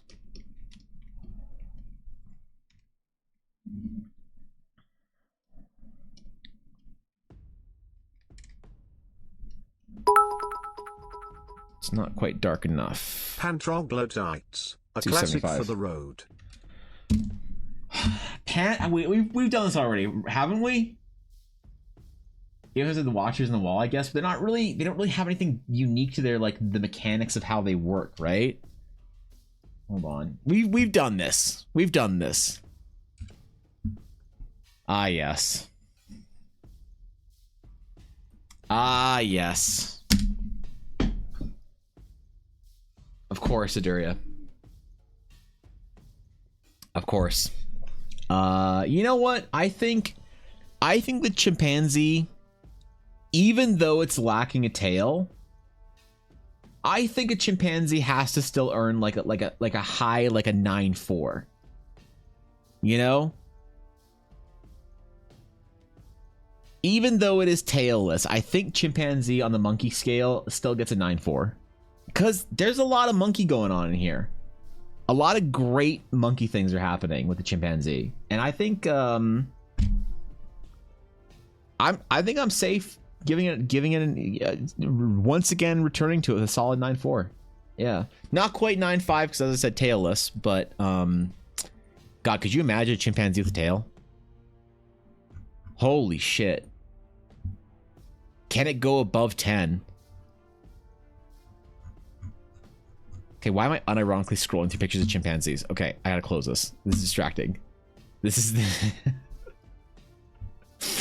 why is people wine enabled? Perfect 10. The only monkey to get close to perfect 10 is currently the orangutan. And even orangutan is like 9.8. It's hard to get a perfect score on the monkey scale. It's like actually impossible for a lot of monkeys. But orangutan gets close. Imagine if orangutan or chimpanzee or bonobo all had tails. Imagine if capuchin had better monkey. You take the tail of the capuchin and the monkey of like a snub nose. I like to imagine that there's somebody brand new that clicked on my stream like 5 minutes ago and has no idea what we're talking about. This is just the strangest D&D conversation to walk into. That's not a monkey. How do not monkeys get close to perfect monkey score? Because monkey is less of a biological classification and more of a state of mind that all great things in life attempt to achieve, right? Like Yuna gets monkey on a higher level than even some primates. How does a canine get monkey greater than some primates? Well, she's a piece of shit sometimes, right? So as we all in this troubling time attempt to return to monkey, we need to rate monkey. Make sure we are constantly evaluating what is true monkey.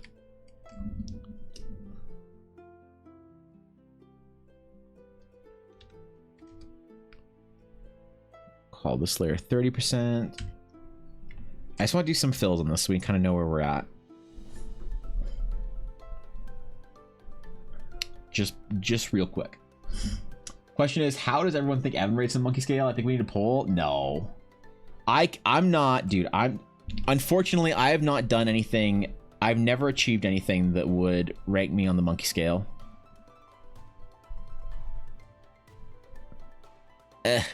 Hold on 1 second. I think I have something in my eye. BRB.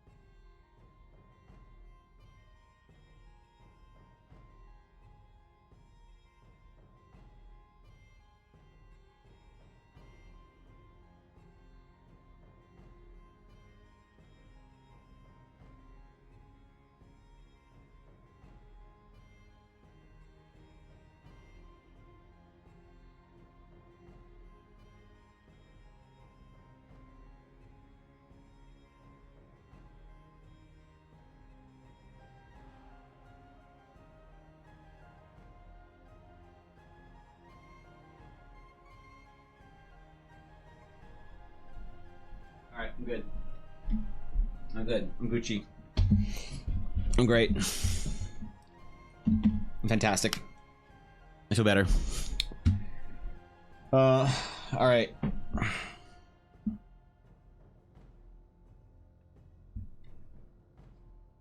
Had a damn eyelash in my eye, man. The fuck did that happen? I don't have eyelashes. I'm not beautiful.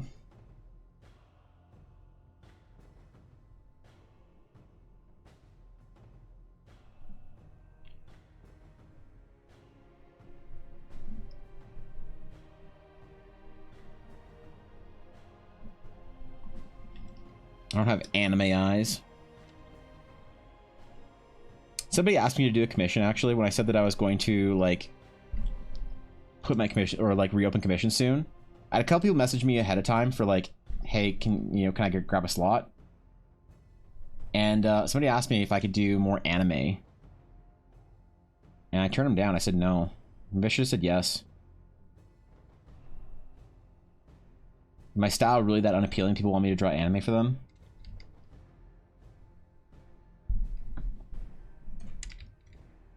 Actually, I don't want the answer to that. Yes? Ah, shit. Thanks, Blaze. Appreciate that, bro. What a guy. What a homie. Always rely on the homies to call you pretty.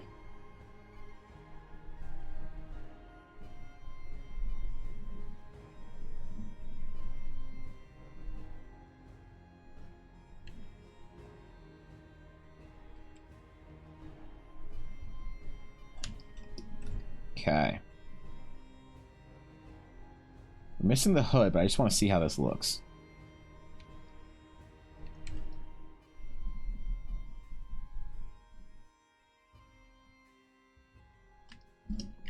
Ooh, I like those. Those colors are good.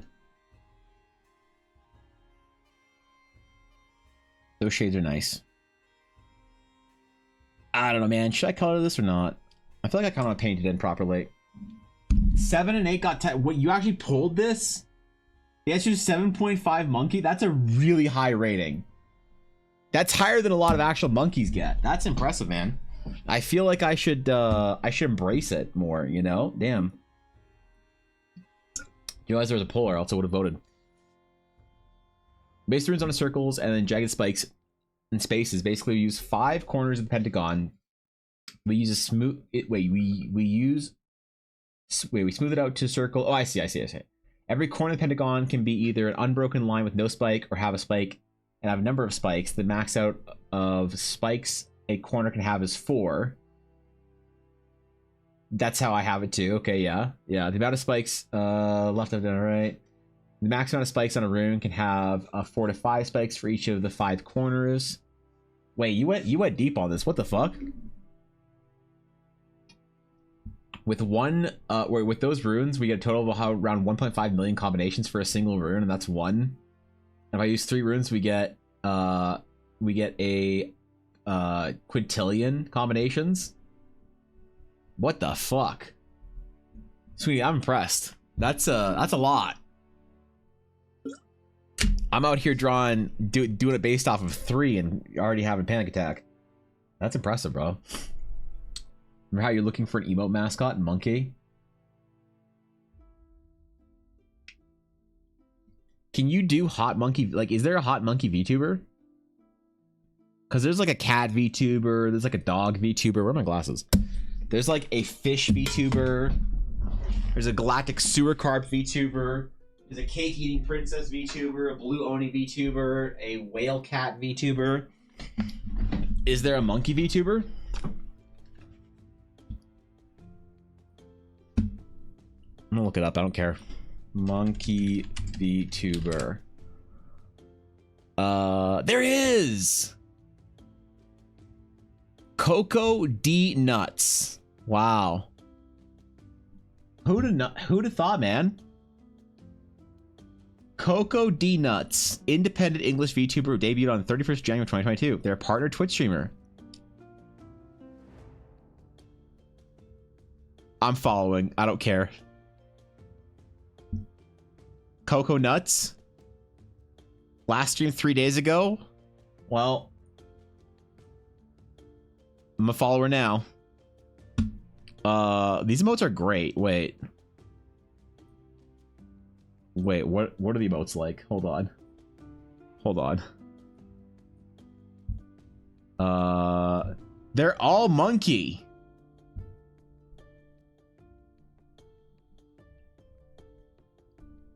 Wait, I need these emotes, bro. Look at all the monkey. It's like never watched a stream, still a sub. just for emotes. The classic Omega lol. Stare. These are great emotes, bro. Meanwhile, EBA over here. Ugh, God, my emotes are gross. Such a failure. Oh, and she's in Mythic Talent. Oh, she's Mythic. That's awesome, bro. Gotta love the Mythic streamers. One day I'll join Mythic. Yep. It's ridiculous for an alphabet, but for something that describes the universe, magic, and how things are connected to each other, it kind of makes sense. I kind of envision the runes to be that really works because I envision them to be a combination of mathematics, art, and language. So you can like make art, like write, and also like if it makes sense, code. So like the basis for astral magic, Sweeney, for the astral runes is almost like writing code, and it's hard to like articulate that yet without being able to give you an example. But I kind of want them to the astral runes to be glyphs that are sort of either hieroglyphs, like hieroglyphic in nature, alphabetical in nature, magic, obviously, like magic code, spell writing, and all that. So that totally works. Yeah. Monkey emotes, where are those from? Jessim. Look up Sun Wukong from Ruby, not a VTuber, pretty hot. Ruby Sun Wukong. I don't know this for sure, but I'm pretty sure my mom named her dog Ruby, her newest one. I'm sorry, Mom, I forget the name of your fucking dog. And I'm pretty sure she named it after Ruby. Sun Wukong. I mean, I think if I have to choose, I think I prefer Coco D Nuts. Not because hot anime babe versus like anime e-boy, but just because of the name. Like if you're a monkey dude and you name yourself Sun Wukong, you clearly think very highly of yourself. When you call yourself Coco D Nuts, you're just there to have a good time. Right? Makes art and suddenly fireball, basically. You're just drawing some shit, and then all of a sudden the rune engulfs in a black hole and everything around you is dissolved into nothingness. Yeah. 10 to the 30. So I built it off of 3, not 5. That's fucking ridiculous. Oh my god. But also the thing is, though, Sweeney, is that the length of rune. So it's not just when you do have like a break. Whoops, where's my pencil? The way I designed it, when you do have a break in a rune, it's not just the fact that you have 1 or 2 of these like possible runes present. There's also nuance in how long they are, because like it changes the meaning of something if it has like a certain value or whatever. That's kind of how I envisioned sort of the code aspect to work in a lot of ways. Is that you would have certain parts of it elongated, but the length of each one of these like spikes is relative to every other spike, and also relative to the length of the spike, if that makes sense. So you can have one spike be longer than all the others, but also be a certain like, but also be longest by a long shot or the longest by a little bit, and it would have a different meaning. I don't know. I'm not smart enough to do this. I'm way too dumb for this shit. So he embodies the feeling of an artist, true piece of art. Yep. I've designed like those ink aliens from that one movie, Arrivals. What the fuck? Is that a thing? Did I rip off some shitty movie about some whatever aliens? Fuck. I love aliens, man. Aliens are the best, bro. I feel like I messed up. I need to rethink many things about my life now. I should contemplate this next time I'm in Coco D Nut streams.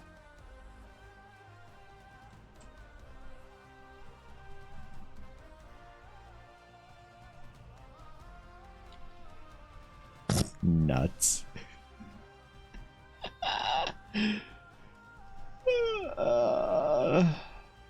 Weirdest way to find a streamer. Go. I don't care. Don't judge me.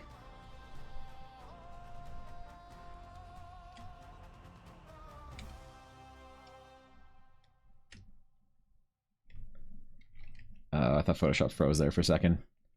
I thought I was actually just Dej. Just straight Dej.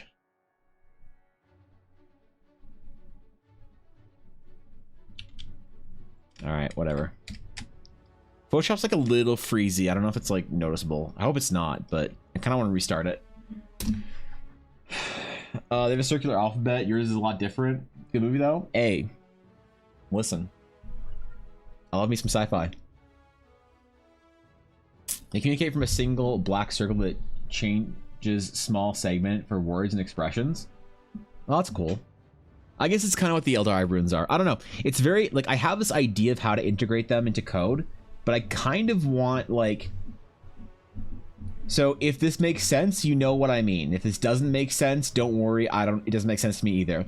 I kind of want the Eldar runes to act like a mix between art, numbers, hieroglyphs, letters, and Python. Specifically Python. If it makes sense, it makes sense. If it doesn't, then don't worry about it. Okay, I need to restart Photoshop, and I'm stressed out by it, and I got things to do, so I think that's about as far as we're gonna get on this piece today. But hey, man, tomorrow we are doing our legendary Halloween event. It's going to be the arena. So if you have arena ideas, don't forget. Why not C++? Cringe? Okay, sorry. Yeah, Daria gets it. That's why I'm cringe. At least I didn't say Ruby. Anyway. Yeah, so tomorrow's gonna be our arena. It's gonna be the Friday request stream, but with a little bit of a twist. So those who win a sketch are going to be pitted against others who win a sketch as well in the same role for their ideas to be voted on by chat. Winner will get their sketch made. Losers will have some sort of punishment. I don't know what. Maybe they'll get timed out for an hour or some shit. Not Ruby. God, okay. Anyway. Ruby the code, not Ruby the Ruby. Come on, man. Don't make fun of my mom's dog like that. Anyway, it's gonna be a lot of fun tomorrow, so I look forward to it. If you guys want sketches and stuff, it's gonna be tomorrow's the day. They have to be spooky. The arena is going to vote on how not just how good the idea is, but how spooky it is. So that's important, man. It's also, we need some spooky shit in here. So if you got some spooky ideas, tomorrow's the day to do it. Otherwise, look forward to seeing what kind of shitty art I make for people tomorrow. But anyway, hope you enjoyed your stay. Thanks for chilling today. Thanks for all the ideas for the Astral Night. I'm really glad that we kind of figured out a little bit more about how to mechanically do the sword thing. So that's actually, I'm really excited with that. But anyway, I'll see you later. Until next time, my friends. Till next time, my friends. There we go.